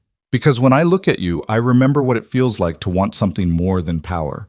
Because you make me believe I can be something other than the monster I've become. You're not a monster. Sophie, you're not. She cupped his face in her bandaged hands. Monsters don't save people. Don't forgive debts. Don't hold broken girls while they cry. You're a good man, Luca Moretti, whether you believe it or not. Luca had no answer for that. So instead, he kissed her, soft and slow and full of everything he couldn't put into words. Sophie kissed him back, pouring 3 years of fear and loneliness and desperate hope into the connection between them. When they finally broke apart, Luca pressed his forehead to hers. Stay with me. Not as staff, not as someone I'm protecting. Just stay. For how long? As long as you'll have me. Sophie smiled through her tears. That might be a very long time. Good, Luca said. I'm counting on it. They fell asleep tangled together, two broken people finding wholeness in each other's arms. And for the first time in longer than either could remember, the future felt like something worth believing in. Morning came too soon and not soon enough. Sophie woke to find herself wrapped in Luca's arms, his steady heartbeat beneath her ear, sunlight streaming through windows she'd cleaned 100 times but never watched the sunrise through. For one perfect moment, she let herself believe this was real, that she belonged here, that the nightmare was truly over. Then reality crashed in with all its complicated weight. She was in Luca Moretti's bed. The most dangerous man in New York had appointed himself her protector, had destroyed a loan shark's empire for her, had told her to stay. And she'd said yes without thinking through what that actually meant. Sophie carefully extracted herself from Luca's embrace, trying not to wake him. He looked different in sleep. Younger, the hard edges of his face softened, the constant tension in his jaw finally relaxed. She wanted to trace the line of his cheekbone, run her fingers through his dark hair, memorize every detail of this moment before the world intruded and reminded them both why this was impossible. But the world was already intruding. Through the bedroom door, she could hear voices in the hallway, staff moving through the mansion on their morning routines, her former co-workers who would see her emerge from Luca's quarters and draw their own conclusions. Sophie found her clothes from yesterday, wrinkled and dirty, and slipped into the bathroom. Her reflection in the mirror stopped her cold. She looked like someone who'd survived a war. Dark circles under her eyes, bandaged hands, hair tangled beyond repair. But there was something else too, something she hadn't seen in her reflection for years. Hope. She splashed water on her face, trying to make herself presentable, and emerged to find Luca awake and watching her from the bed. "You're up early," he said, his voice still rough with sleep. "Force of habit. I usually start work at 8. "You're not working today, or tomorrow. Take time to recover." Sophie perched on the edge of the bed, suddenly uncertain. In the dark, wrapped in his arms, everything had felt simple, but morning light had a way of exposing complications. "Luca, about last night. If you're about to say it was a mistake, don't." He sat up, the sheet pooling around his waist. "I meant what I said. I want you to stay, not just for now, not just until you get back on your feet. I want you here because I..." He stopped, jaw tightening. "Because I need you here." "Why?" The question escaped before Sophie could stop it. "I'm nobody. A maid with a mountain of debt and a dead father who made terrible choices. You could have anyone. Why me?" Luca reached for her hand, his thumb tracing careful circles around her bandages. "Do you know what I see when I look at you? Someone who faced impossible odds and kept fighting anyway. Someone who worked 3 jobs to pay a debt that wasn't even hers. Someone who stood in a destroyed apartment and still tried to protect me from getting involved." His eyes met hers, dark and intense. "You're the strongest person I've ever met, Sophie Bennett, and the only one who makes me want to be better than I am." Sophie's throat tightened. "I don't know how to do this. How to be what you need. You already are. Just by being here. Just by being you." Luca pulled her closer, his forehead resting against hers. "I know my world is complicated. I know what people will say, but I don't care about any of that. Do you?" Sophie thought about her tiny apartment, her endless debt, the fear that had colored every day for 3 years. Then she thought about how it felt to be held by Luca, to be protected and valued and wanted for something other than what she could provide or repay. "No," she whispered. "I don't care either." Luca kissed her then, slow and deep and full of promise. When they finally broke apart, he stood and reached for his phone. "Get dressed. I'm taking you shopping." Sophie blinked. "What?" "You need clothes. A phone that isn't cracked. Anything else that was destroyed or left behind." Luca was already pulling on pants, moving with the efficient grace she'd come to recognize. "We'll have breakfast, then go into the city. Adrian can handle the morning meetings." "Luca, I can't let you buy me things. I'm not." "You're not what? A charity case? A kept woman?" Luca turned to face her, his expression gentle but firm. "You're the woman I care about who lost everything because of her father's debts. Let me help, please." The please undid her. Sophie nodded, not trusting her voice. 2 hours later, they were walking down Fifth Avenue, and Sophie felt like she'd stepped into someone else's life. Luca had his hand on the small of her back, guiding her past storefronts she'd only window shopped at before. A discreet security detail followed at a distance, 2 men in dark suits who Adrian had insisted were necessary. "This is insane," Sophie murmured, as they entered a boutique where a single dress probably cost more than her monthly rent had been. "This is normal," Luca corrected. "For you, from now on." A saleswoman appeared immediately, her professional smile never wavering as she took in Sophie's discount store clothes and bandaged hands. "Mr. Moretti, welcome. How can we assist you today?" "My companion needs a complete wardrobe. Business casual, evening wear, and everything in between. Price isn't a concern." The saleswoman's eyes lit up like she'd won the lottery. "Of course. Miss, if you'll follow me." What followed was the most surreal 2 hours of Sophie's life. The saleswoman, whose name was apparently Margot, treated her like royalty, bringing out dress after dress, outfit after outfit, shoes and bags and accessories Sophie couldn't even name. Every time Sophie hesitated over a price tag, Luca would shake his head. "If you like it, we're getting it." "But this dress is $4,000 for one dress. And you look beautiful in it. We're getting it." By the time they left, Sophie had enough clothes to fill a walk-in closet. Luca had arranged for everything to be delivered to the mansion, and they'd moved on to the next store before Sophie could fully process what was happening. "This is too much," she said as they entered a jewelry store. "Luca, please. The clothes are already. You need a phone." He guided her to the counter where smartphones gleamed under glass. "And you need to be able to reach me anytime, anywhere." He bought her the latest model, setting it up himself, programming his number in as the first contact. Then he added Adrian, Marco, Carla, and several other numbers Sophie didn't recognize. "Emergency contacts," he explained. "If you need anything at all, and can't reach me, call one of them. Someone will always answer." Sophie stared at the phone in her hands, overwhelmed. "I don't know what to say." "Say you'll use it. Say you'll call me if something scares you or worries you, or if you just want to hear my voice." Luca lifted her chin gently. "Say you understand that you're not alone anymore." "I understand," Sophie whispered. "I'm just not used to it yet." They had lunch at a restaurant with white tablecloths and waiters who moved like dancers. Sophie ordered the cheapest thing on the menu out of habit, and Luca quietly told the waiter to bring them the chef's tasting menu instead. "You have to stop doing that," he said when the waiter left. "Stop looking at prices. Stop calculating what things cost. Just enjoy them." "That's not how I'm wired. I've spent 3 years counting every penny." "I know, and I'm not trying to erase who you are or where you came from."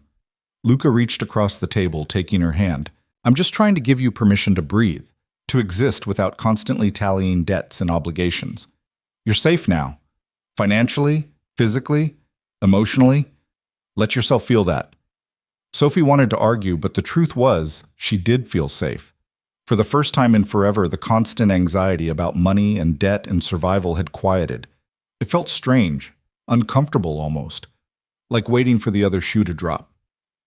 "What happens now?" she asked quietly. "With us.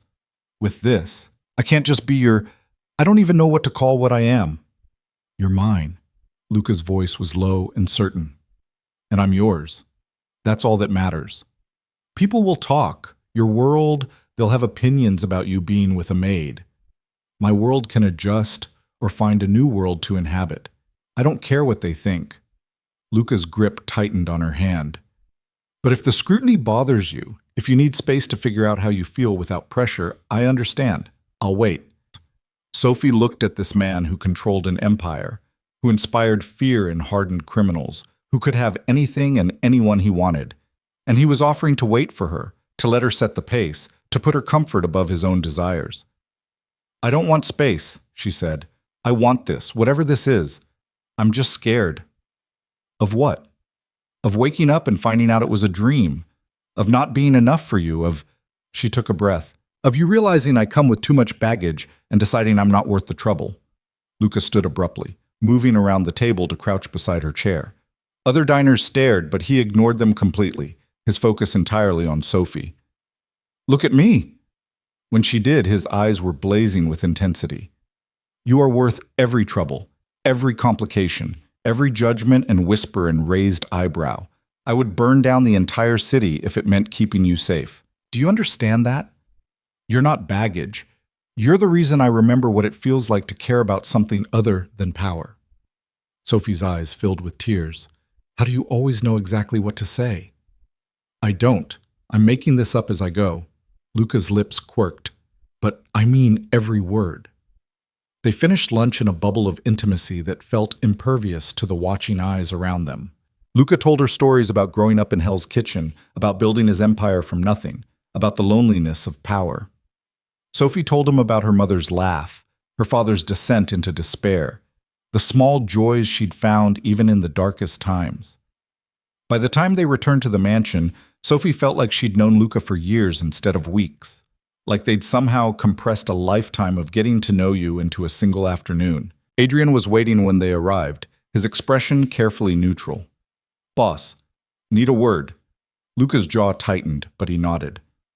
"Sophie, go get settled. Your things from the apartment should be in the guest suite. Take whatever you need." Sophie recognized a dismissal when she heard one. She squeezed Luca's hand once, then headed inside, leaving the men to their business. Once she was out of earshot, Adrian's neutral expression cracked. "You took her shopping on Fifth Avenue in broad daylight? Is there a problem?"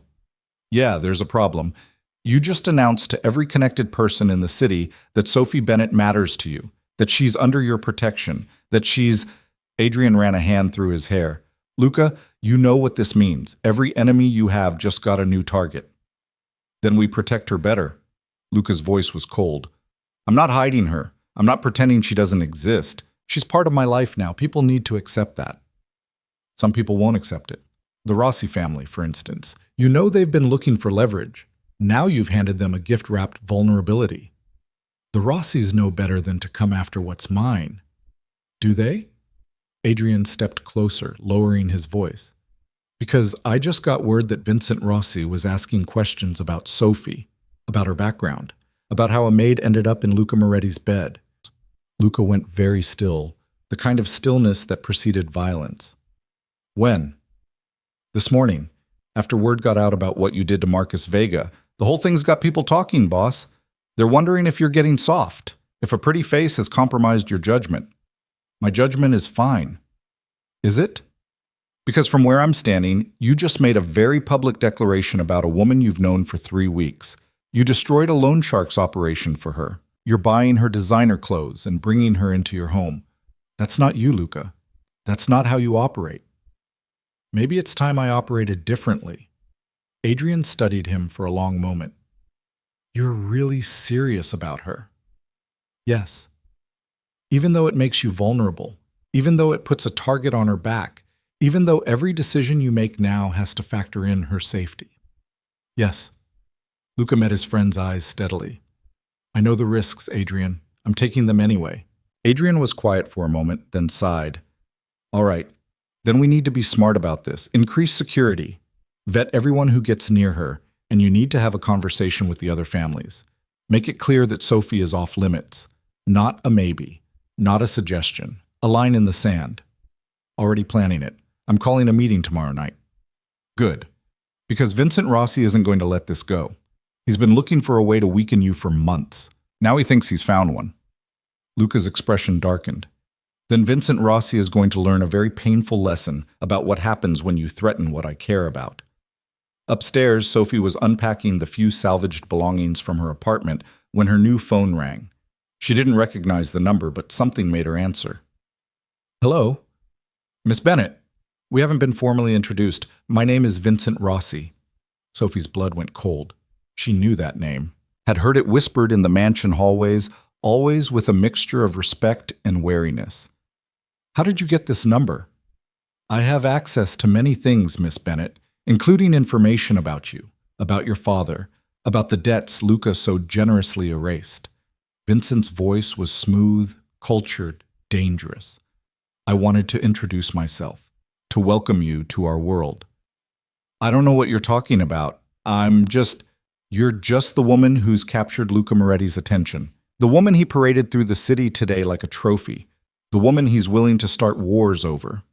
Vincent paused. That makes you very interesting to me. I'm not interested in whatever game you're playing. This isn't a game, Miss Bennett. This is business. And in business, leverage is everything. Right now, you're Luca's greatest leverage point. That makes you valuable. To me. To others. I'm simply giving you fair warning. Warning about what? That being close to Luca Moretti comes with a price. That his enemies will become your enemies. That the choices he makes will affect your safety. Vincent's voice hardened slightly. That loyalty in our world is tested in blood. Are you prepared for that? Sophie's hands were shaking. I think you should talk to Luca about this, not me. Oh, I will. But I wanted you to hear it directly, to understand what you've walked into. He paused.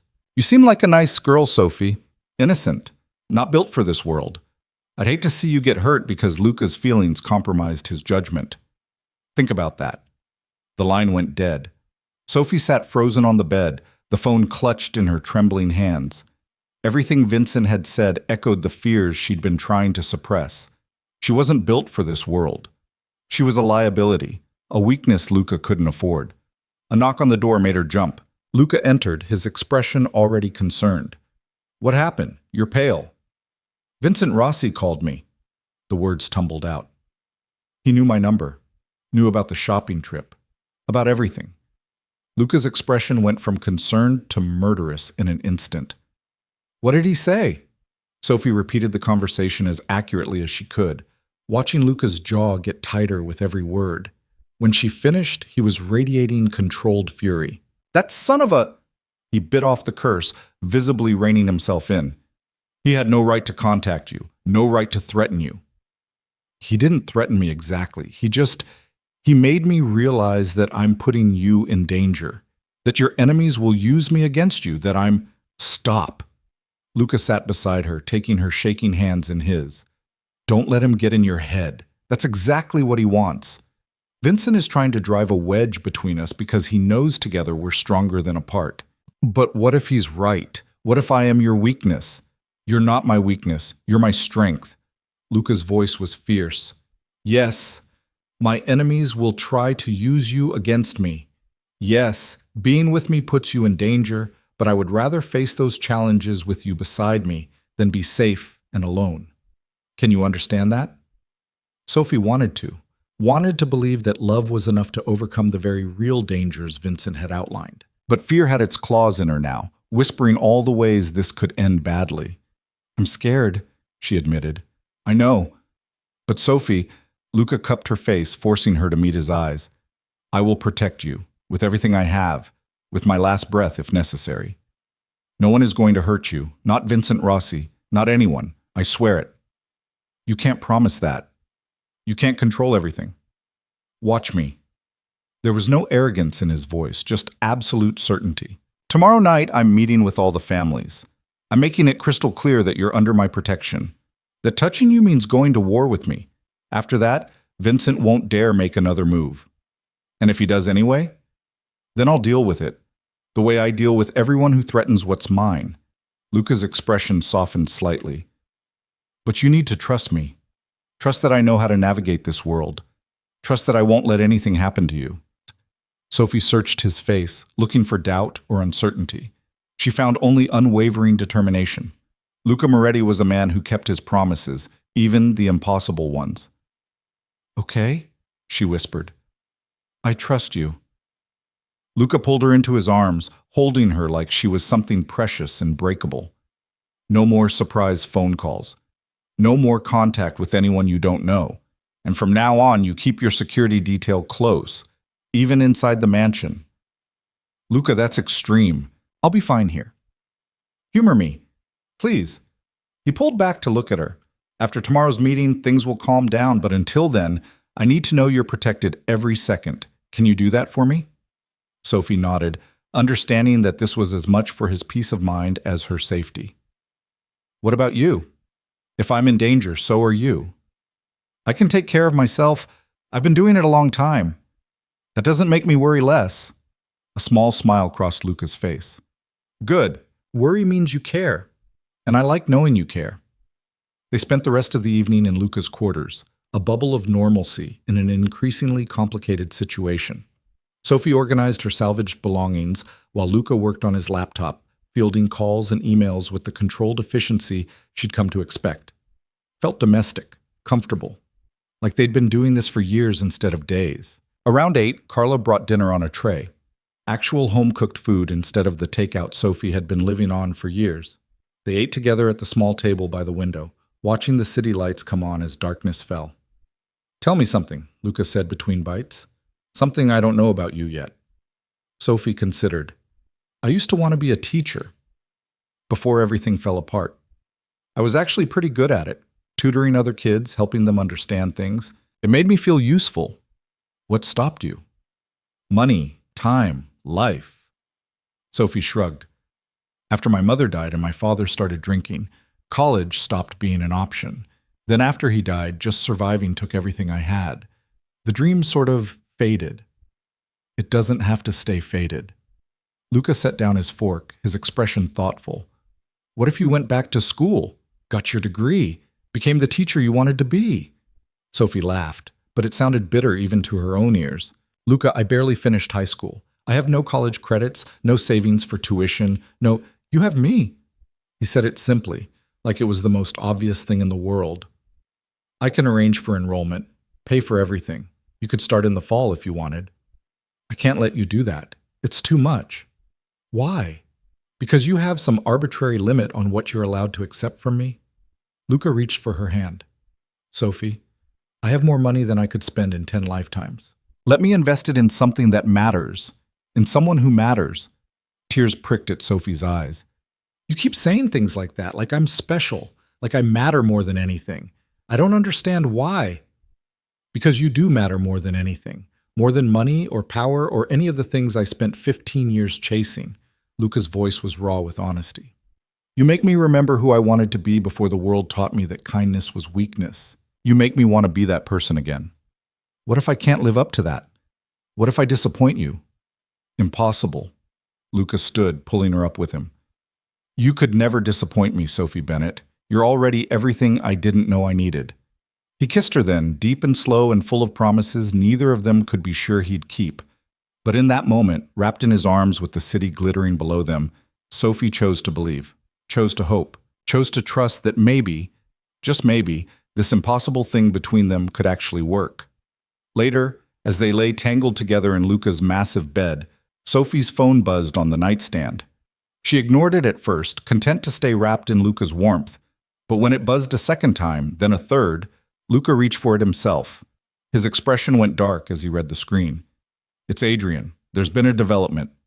Sophie sat up, suddenly cold despite the blankets. What kind of development? Vincent Rossi just sent word he wants a meeting, tonight, before tomorrow's gathering. Luca was already moving, reaching for clothes. He says he has information I need to hear, about you. About me. What could he possibly know? I don't know, but I'm going to find out. Luca pulled on his shirt, his movements sharp and efficient. Stay here. Lock the door. Don't answer for anyone but me or Adrian.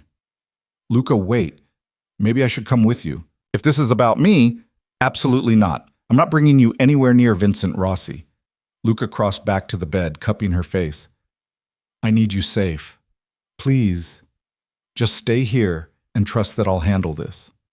Sophie wanted to argue, wanted to insist she wasn't some fragile thing that needed protecting, but the look in Luca's eyes stopped her.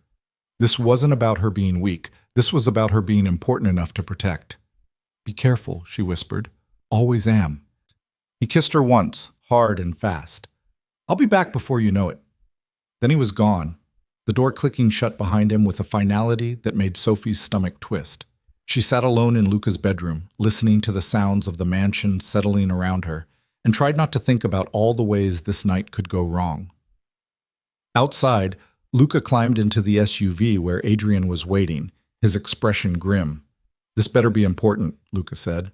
Vincent says he has proof that Sophie's father didn't actually commit suicide, that he was murdered. Adrian's voice was careful. And that Marcus Vega wasn't working alone. Luca went very still. What are you saying? I'm saying Vincent claims there's a bigger conspiracy here, that someone wanted Sophie vulnerable and in debt, that her father's death was orchestrated. Adrian met Luca's eyes, and that someone might be closer than we think. The SUV pulled away from the mansion, carrying Luca toward answers he wasn't sure he wanted to hear.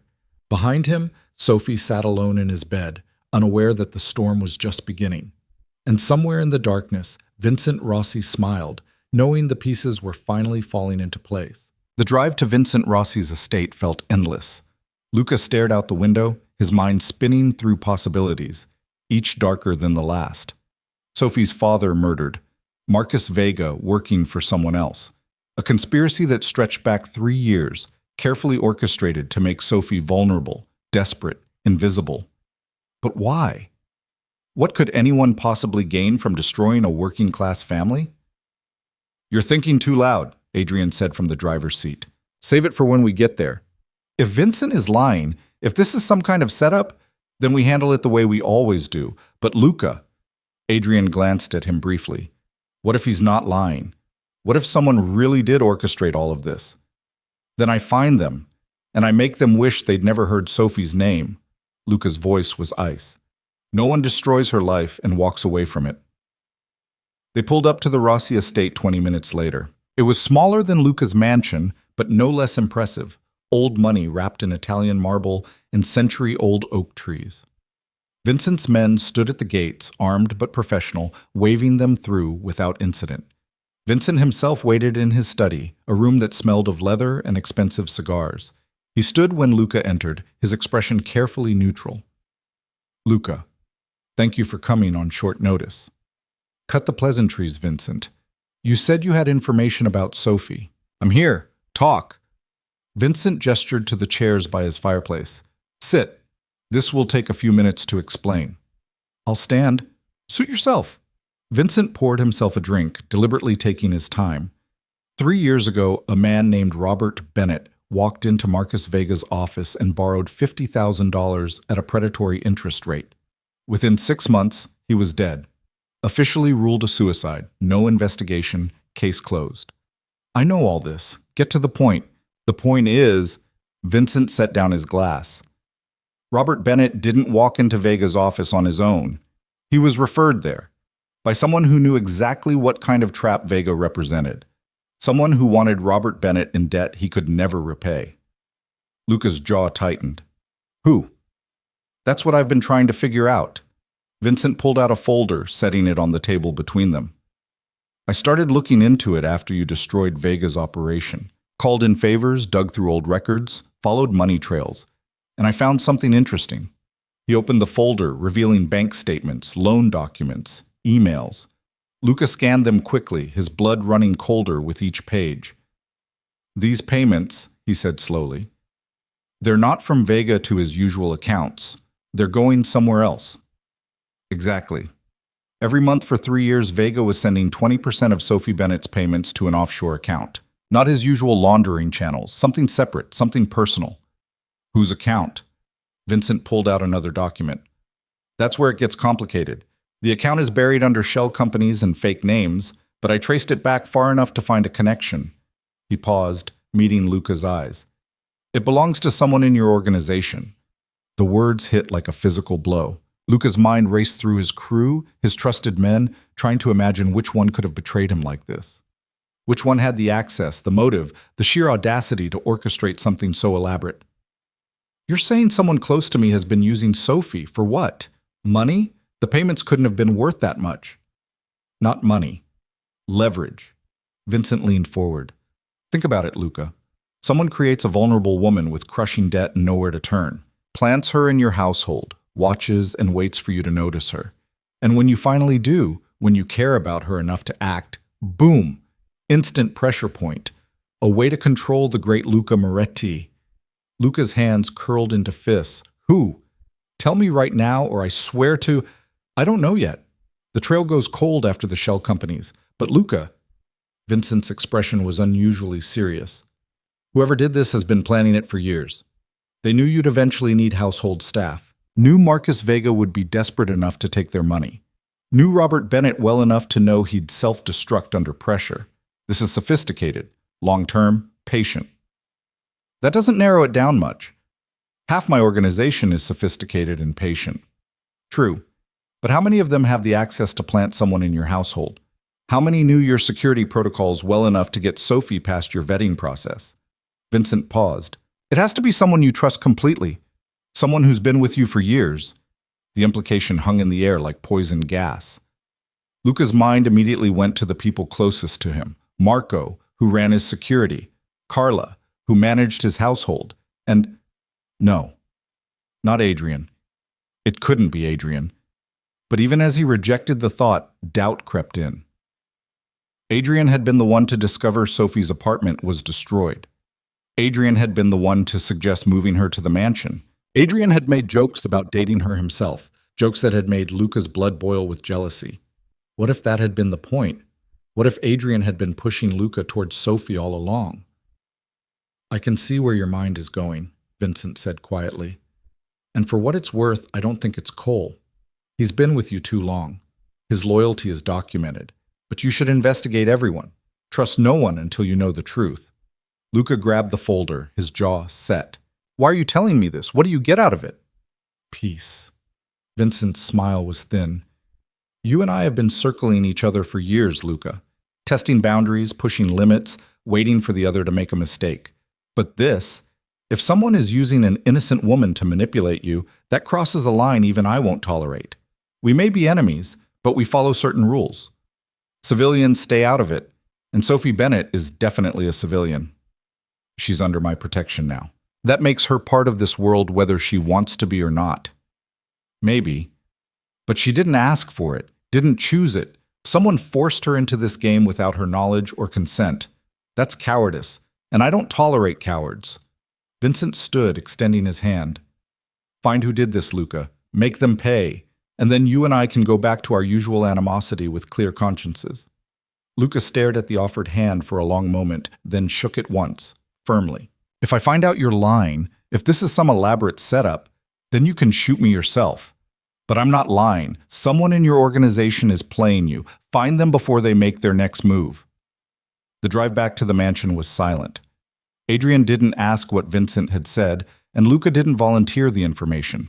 His mind was too busy analyzing every interaction, every conversation, every decision that had led to Sophie entering his life. Had it all been orchestrated? Had someone really spent 3 years creating the perfect trap? When they reached the mansion, Luca went straight to his office instead of his quarters. He needed to think, needed to look at his organization with fresh eyes, questioning everyone and everything. Boss? Adrian followed him in. Talk to me. What did Vincent say? Luca turned, studying his oldest friend. Adrian looked concerned, worried, exactly like he always looked when Luca was upset. Was that genuine, or just good acting?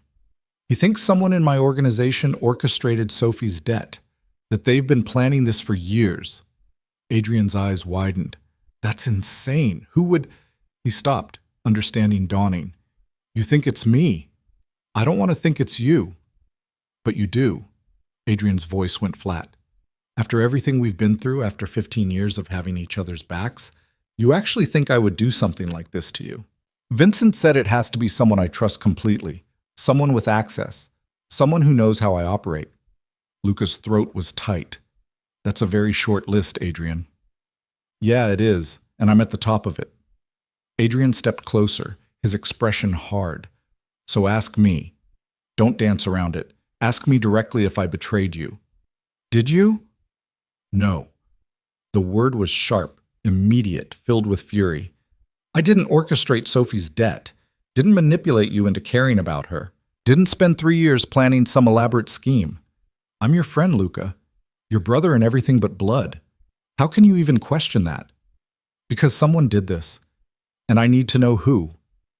Then investigate. Dig through everyone's finances and phone records and secret meetings. But don't stand there and accuse me without evidence just because Vincent Rossi planted doubt in your mind. Adrian's voice cracked slightly. I've given you 15 years of loyalty. Doesn't that count for anything? Luca wanted to believe him. Wanted to trust the man who'd been by his side through every trial, every battle, every dark moment. But trust was a luxury he couldn't afford. Not when Sophie's safety was at stake. I need to verify everyone, including you. Fine, verify. But while you're doing that, consider this. Adrian moved to the door, pausing with his hand on the handle. If I wanted to manipulate you, I wouldn't have needed some elaborate years-long scheme. I know you better than anyone. Know your weaknesses, your triggers, your soft spots. I could have destroyed you 1,000 times over if I wanted to. But I didn't. Because I love you like a brother, and I would die before I betrayed you. He left before Luca could respond, the door closing with a soft click that felt louder than a gunshot. Luca stood alone in his office, surrounded by wealth and power and the crushing weight of uncertainty. He pulled out his phone, pulling up Sophie's contact. His finger hovered over the call button. He should tell her, should warn her that someone had been orchestrating her life, using her as a pawn in a game she didn't know she was playing. She deserved to know the truth. But what if telling her put her in more danger? What if whoever was behind this was watching, waiting for Luca to reveal how much he knew? His phone rang before he could decide. Marco's name flashed on the screen. What? Boss, we've got a problem. Someone just tried to breach the mansion's perimeter. East Gate. Our guys caught him, but... Marco paused. It's one of Marcus Vega's former enforcers, the one who was at Sophie's apartment. Luca's blood went cold. Is he talking? Not yet, but he had something on him you need to see. A phone with messages, instructions. Someone's been directing him. I'm on my way. Luca found Sophie in his bedroom where he'd left her, curled up on the bed with a book she clearly wasn't reading. She looked up when he entered, and the worry in her eyes made his chest ache. What happened? You were gone for hours. I need you to stay in this room tonight. Don't answer the door for anyone. Don't leave for any reason. Luca moved to the nightstand, pulling out a handgun from the drawer. Do you know how to use one of these? Sophie's eyes went wide. Luca, you're scaring me. What's going on? Someone tried to get into the mansion. We caught him, but until I know what he wanted, I need you protected. Luca showed her the safety, how to chamber around, how to aim, point and shoot. That's all you need to know. Can you do that? Yes, but... Luca, please tell me what's happening. He sat beside her on the bed, taking her hands in his. Vincent had information about your father's debt, about Marcus Vega. Sophie, I think... He stopped, choosing his words carefully. I think someone has been manipulating events, making sure you ended up here, making sure I noticed you. Sophie pulled her hands away, shock written across her face. What? That's impossible. My father's debt was real. The loan, the threats, all of it. All of it was real. But someone might have orchestrated it, put your father in Vega's path, made sure the debt was unpayable, made sure you'd be desperate enough to take any job, even one in a crime boss's mansion. But why? What would anyone gain from... Understanding dawned in her eyes. Me. They wanted to use me against you. Maybe. I don't know yet. But until I figure this out, you stay here. You stay safe, and you trust no one except me. Not even Adrian? The question hit like a knife. I don't know who to trust anymore, so for now, just me. Okay? Sophie nodded slowly, her face pale. My whole life, everything I thought I knew, someone was pulling strings. I'm going to find out who. And when I do, they'll pay for every second of suffering they put you through. Luca kissed her forehead, then stood. Lock the door behind me. Don't open it for anyone. He left before he could see the tears starting to fall down her cheeks. Downstairs, in a soundproofed room in the mansion's basement, Marcus Vega's former enforcer sat zip-tied to a chair. His face was already bruised, Marco's work, but his eyes held defiance. Start talking, Luca said calmly, pulling up a chair to sit across from the man. Who sent you? Go to hell. Luca pulled out the phone Marco had confiscated. These messages tell me someone's been giving you orders. Someone who wanted you to get close to Sophie Bennett tonight. Why? Silence. You know what I do to people who don't cooperate. You know my reputation, so I'll ask one more time and then I let Marco get creative. Luca leaned forward. Who sent you? The enforcer's defiance cracked slightly. You don't understand. If I talk, I'm dead anyway. At least with you, it'll be quick. Try me. Tell me who's behind this and I'll make sure you disappear somewhere safe. New identity, new life. But you have to give me a name. The man hesitated, sweat beading on his forehead. Finally, he whispered a single name. Luca's world tilted. Say that again. Carla, your head of household. She's been running this whole thing. The words didn't make sense. Carla had been with him for 15 years, had managed his household with perfect efficiency, had vetted every staff member, including Sophie. You're lying. I'm not. Check the phone. The number that's been texting me. Run it. It'll trace back to her. She's the one who connected Marcus Vega to Robert Bennett. She's the one who made sure Sophie got hired here. She's been orchestrating everything. Luca grabbed the phone, his hands shaking with barely controlled rage. He pulled up the message thread, forwarded it to his tech team with orders to trace it immediately. Why? What does Carla gain from this? I don't know the endgame, but she's been planning it for years, said something about settling old scores, making you pay for something that happened a long time ago. The enforcer's voice dropped. She hates you, man, like really hates you. Whatever you did to her, she's been waiting for the perfect revenge. Luca's mind raced back through 15 years of employment. He'd hired Carla after his father died, when he was barely 20 years old and drowning in the responsibilities of running an empire. She'd been competent, professional, utterly reliable. He'd never questioned her loyalty because she'd never given him reason to. But what had happened before he'd hired her? What had his father done? His father had been a brutal man, cruel and vindictive, who destroyed countless lives in his rise to power. Had Carla been one of those victims? Someone with a grudge she'd been nursing for decades? His phone buzzed. A text from his tech team. Number traces to a burner phone registered to a shell company. Same shell company Vincent found in the bank records. Everything clicked into place with horrible clarity. Carla had orchestrated Sophie's entire nightmare, had destroyed her father, crushed her under debt, positioned her perfectly to catch Luca's attention. And now, with Luca emotionally invested, with Sophie firmly planted as his weakness, Carla was ready to make her move. But what was her endgame? What did she want? Luca stood abruptly. Marco, keep him alive and comfortable. He cooperated. We honor the deal. He was already moving toward the door. And find Carla, now. He took the stairs 2 at a time, heading for his quarters. He needed to get to Sophie, needed to make sure she was safe, needed to... His bedroom door was open. Luca's heart stopped. He'd told Sophie to lock it. She wouldn't have opened it unless... He burst into the room to find it empty. The bed was unmade, Sophie's book lying open on the floor. The gun he'd given her was gone from the nightstand, and on the pillow, written in lipstick that definitely wasn't Sophie's, was a message. Rooftop. Come alone. Or she dies.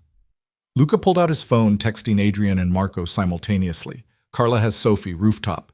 Send everyone but stay back. If she sees backup, she'll kill her. Then he grabbed his own gun and headed for the stairs to the roof. The mansion's rooftop was a private space Luca rarely used, a garden terrace with a view of the city, designed by some previous owner with more money than sense. Tonight, it was lit only by the glow of the city below and a pale sliver of moon. Carla stood near the edge, one arm wrapped around Sophie's waist, a gun pressed to her temple. Sophie's eyes were wide with terror, her hands visibly shaking. "Let her go, Carla." Luca kept his voice calm, his gun lowered but ready. "Whatever this is about, it's between you and me. She's innocent." "Innocent?" Carla laughed, the sound brittle and harsh. "There's no such thing as innocent in your world, Luca. You of all people should know that." "Then tell me what this is about. Tell me what I did to deserve this. Not you, your father." Carla's grip on Sophie tightened. 20 years ago, your father destroyed my family.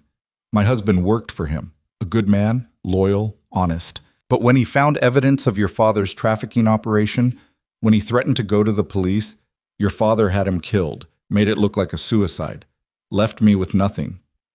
The words hit Luca like bullets. His father's trafficking operation. He'd shut it down the moment he'd taken over, sickened by the depths of his father's depravity. But he'd never known the details, never known who his father had hurt to keep it secret. "I didn't know," he said quietly. "I was a kid when that happened. I had nothing to do with. You inherited everything. His empire, his wealth, his power.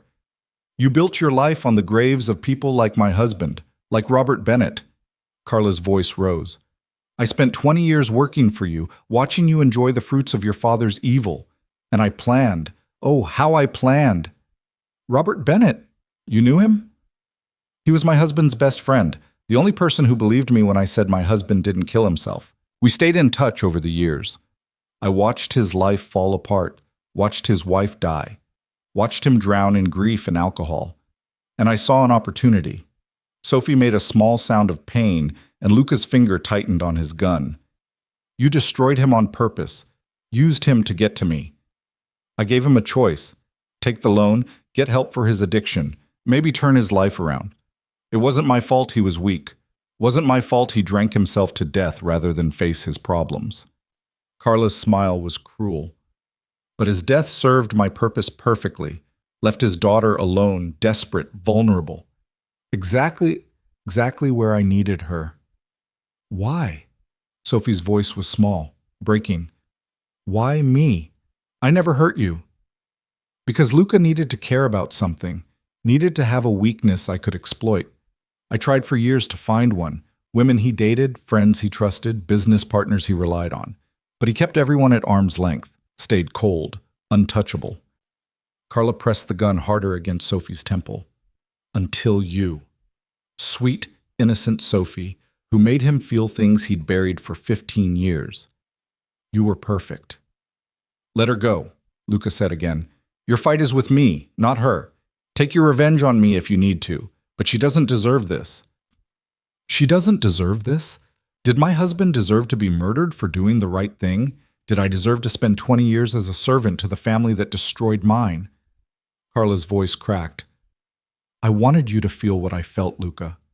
Wanted you to know what it's like to love someone and have them ripped away, to be helpless, to suffer. Then shoot me. Not her." Luca lowered his gun completely, holding his hands out. "I'm right here, unarmed, helpless. Take your revenge." "No." Sophie struggled against Carla's grip. "Luca, don't. It's okay." Luca's eyes never left Sophie's. "Whatever happens, it's okay. You're going to be fine." Carla hesitated, clearly not expecting this response. "You'd really die for her after knowing her for 3 weeks?" "Yes." The word was simple, absolute. "Because unlike my father, I'm not a monster. Because she's the best thing that ever happened to me. Because I love her more than I love my own life." Luca took a step closer. "So do it, Carla. Pull the trigger. Get your revenge.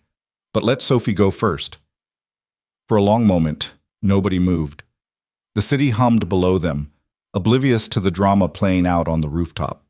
Then Carla's face crumpled. "You're not supposed to mean it," she whispered. "You're supposed to be like him, cold, selfish, willing to sacrifice anyone to save yourself." "I'm not my father. I never wanted to be." Luca took another careful step. "He was a monster who destroyed lives for profit. I've spent 15 years trying to be different, trying to build something better. I know I haven't always succeeded. I know I've hurt people. But I'm trying. Trying isn't enough. It doesn't bring back my husband. Doesn't undo the damage your family caused. You're right. It doesn't. Luca was close now, close enough to see the tears streaming down Carla's weathered face. But killing Sophie won't bring him back either. It'll just add another innocent death to the pile. Is that really what he would have wanted? For you to become like the people who killed him? Carla's gun hand wavered. I've spent 20 years planning this. 20 years waiting for the perfect moment. I can't let it go. Yes, you can. Luca's voice was gentle now. Because you're not a killer, Carla.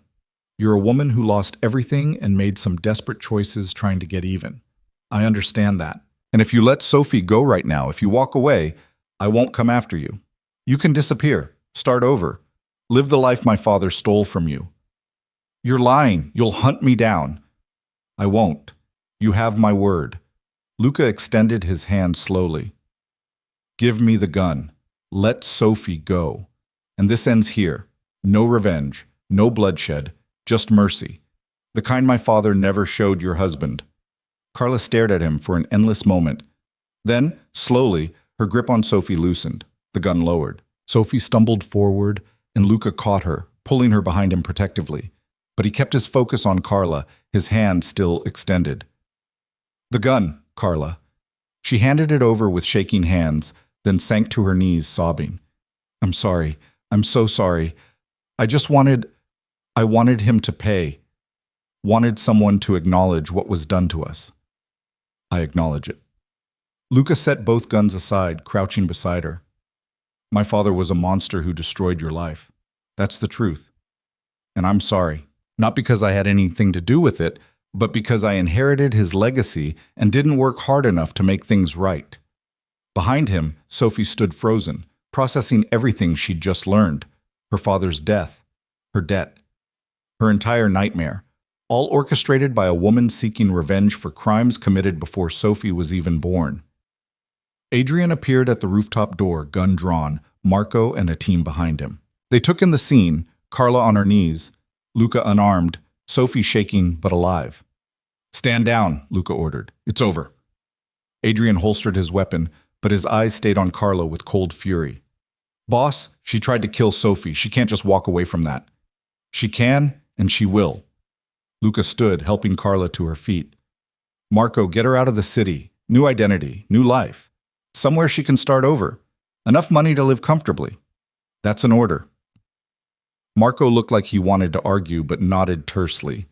He and two others escorted Carla away, the older woman still crying, broken by the collapse of her 20-year plan. When they were gone, Luca finally turned to Sophie. She was staring at him with an expression he couldn't read. You let her go, she whispered. After everything she did to me, to my father, you just let her walk away. Yes. Why? Because revenge is a poison that destroys everyone it touches. Carla spent 20 years consumed by it, and look where it got her, broken and alone, having nearly murdered an innocent woman. I won't perpetuate that cycle. Luca moved closer, searching her face. Are you okay? Did she hurt you? Sophie shook her head, then launched herself into his arms, holding him so tightly he could barely breathe. You were going to let her shoot you. You were going to die for me. Without hesitation, Luca buried his face in her hair, breathing in her scent, reassuring himself she was real and whole and safe. I meant what I said up there. I love you, Sophie Bennett, more than power or revenge or my own life. I love you too. Sophie pulled back just enough to look at him, tears streaming down her face. Even though this is crazy, even though we barely know each other, even though your world is dangerous and dark and nothing like anything I've ever known, I love you. Luca kissed her then, deep and desperate and full of relief. Around them, his men quietly dispersed, giving them privacy. Only Adrian remained, a slight smile on his face. So, he said, when they finally broke apart, does this mean you're done suspecting me of betrayal? Luca had the grace to look sheepish. I'm sorry. I should have trusted you. Yeah, you should have, but I get it. Someone was playing mind games and you had to consider everyone. Adrian clapped him on the shoulder. Just maybe next time, give me the benefit of the doubt before you assume I'm a traitor? There won't be a next time. I'm done with all of this. The paranoia, the constant testing of loyalty, the assumption that everyone has an ulterior motive. Luca looked at Sophie. I want to build something different, something better. Like what? Sophie asked. Like a life where we don't have to sleep with guns under our pillows, where we can trust the people around us, where… He paused, an idea forming. Where we help people instead of exploiting them. Adrian raised an eyebrow. You planning to go straight, boss? Because that's a hell of a career change. Not entirely. But I could shift focus. Use my resources and connections for something good. Luca's voice grew stronger as the vision solidified. Carla had hundreds of people trapped in predatory loans. We freed them from Vega, but there are others like him out there. What if we went after them? Systematically destroyed every loan shark, every predator who preys on desperate people. That would make us a lot of enemies, Adrian said slowly, but it would also make us heroes to people who need help. Exactly, Luca looked at Sophie. Your father and people like him, they weren't weak. They were desperate, and someone took advantage of that desperation. We could change that. Make sure it doesn't happen to anyone else. Sophie's eyes were bright with unshed tears. You'd really do that? Transform your entire empire to help people? For you, I'd do anything. But also, Luca took her hands in his. I'm tired of being the villain in my own story. Tired of waking up every day wondering who I've become. You make me want to be better, so let's be better. Together. Adrian laughed. Well, this is going to be interesting. The great Luca Moretti, champion of the downtrodden. Never thought I'd see the day. Stranger things have happened. Luca pulled Sophie close. Come on, let's get you inside. You've had enough excitement for one night. They made their way back down from the rooftop, leaving behind the sight of Carla's failed revenge and the old life Luca was ready to shed. In his quarters, Luca helped Sophie wash the fear and adrenaline away, his hands gentle as he checked her for injuries, his eyes never leaving her face. I'm okay, she kept saying. Really, I'm okay. I know. I just need to see it for myself. He dried her carefully, then pulled her into bed, wrapping himself around her like he could shield her from everything the world might throw at them. Sophie nestled into his chest, her breathing slowly evening out. What happens now, with us, I mean? Now we build the life we want instead of the one we inherited. Luca kissed the top of her head. I'm going to transition the business, focus on legitimate operations, establish the foundation to help people trapped in predatory debt. It'll take time, but I have resources and connections. We can make a real difference. And me? What's my role in all this? Whatever you want it to be. You want to go to school, become a teacher? Do it. You want to work with the foundation, help people directly? Do that. You want to just exist and figure things out without pressure? That's fine too. Luca tilted her chin up to meet his eyes. The only requirement is that you stay. Everything else is negotiable. Sophie smiled, the first genuine smile since the rooftop. I'm not going anywhere. You're stuck with me. Good, because I plan to marry you someday. Fair warning. Someday? Sophie's eyebrows rose. That's pretty confident. I'm a confident man, and I know what I want. Luca's expression turned serious. I want you, Sophie. Not for a night or a month or a year. Forever, if you'll have me. You're proposing? Already? I'm stating my intentions. The actual proposal will be more romantic, probably. He grinned. But yes, eventually, I'm going to ask you to marry me. And I'm hoping you'll say yes. Sophie pretended to consider. I don't know. You're pretty high maintenance, expensive taste, dangerous enemies, tendency to make dramatic declarations on rooftops. All true. But I also love you more than life itself. That's got to count for something. It counts for everything. Sophie kissed him softly. And yes, whenever you ask, however you ask, the answer is yes. They fell asleep tangled together, two broken people who'd found wholeness in each other. Outside, the city continued its endless rhythm, oblivious to the small miracle happening in Luca Moretti's bedroom. The following weeks brought change like a tidal wave. Luca announced his intention to shift the family business toward legitimate operations. There was pushback, of course. Some of his captains didn't like the idea of going straight. Some of his rivals saw it as weakness. But Luca handled each challenge with the same cold efficiency he'd always employed, making it clear that evolution wasn't optional. He established the Bennett Foundation in memory of Sophie's father and Carla's husband, two men destroyed by systems designed to exploit the vulnerable. The Foundation's mission was simple: identify and eliminate predatory lending operations, provide interest-free loans to people in genuine need, and offer support services to help them rebuild their lives. Sophie threw herself into the work, using her own experience to connect with people who'd been trapped the same way she had been.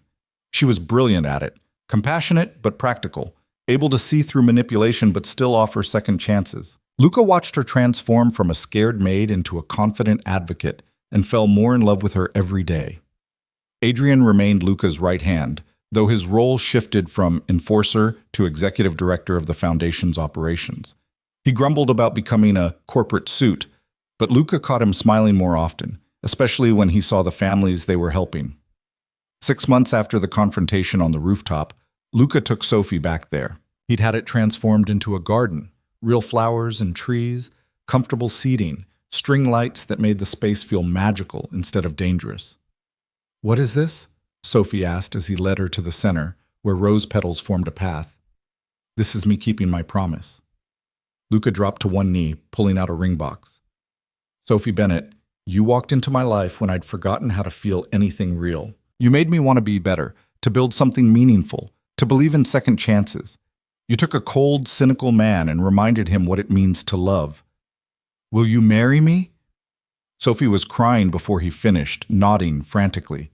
"Yes, yes, absolutely yes." Luca slipped the ring on her finger, a simple band with a single perfect diamond, nothing ostentatious or showy, just beautiful, like her. He stood and pulled her into his arms, kissing her as the city sparkled below them and the future stretched out with infinite possibility. They were married 3 months later in a small ceremony in the mansion's garden. Adrian was best man, making jokes about how he'd introduced them by flirting with Sophie. Marco and the security team stood as groomsmen, looking uncomfortable in suits. Carla sent flowers anonymously from somewhere in Europe, a silent acknowledgement of the mercy Luca had shown her. Sophie wore a simple white dress that made Luca's breath catch when he saw her walking toward him. And when they exchanged vows, promising to love and protect each other through whatever came next, there wasn't a dry eye in the small gathering. The reception was intimate, just close friends and trusted associates. But the real celebration came later when Luca and Sophie stood alone in their bedroom, finally husband and wife. "How does it feel?" Sophie asked, twirling to make her dress flare. "Being married to a former maid? It feels like I won the lottery." Luca pulled her close, swaying to music only they could hear. "How does it feel being married to a reforming crime boss?" "Like the best mistake I ever made." Sophie grinned. "You know people are going to write books about us someday. The Maid and the Mobster. It's too good a story. Let them write, as long as they get the important parts right." "Which parts are those?" "That you saved me."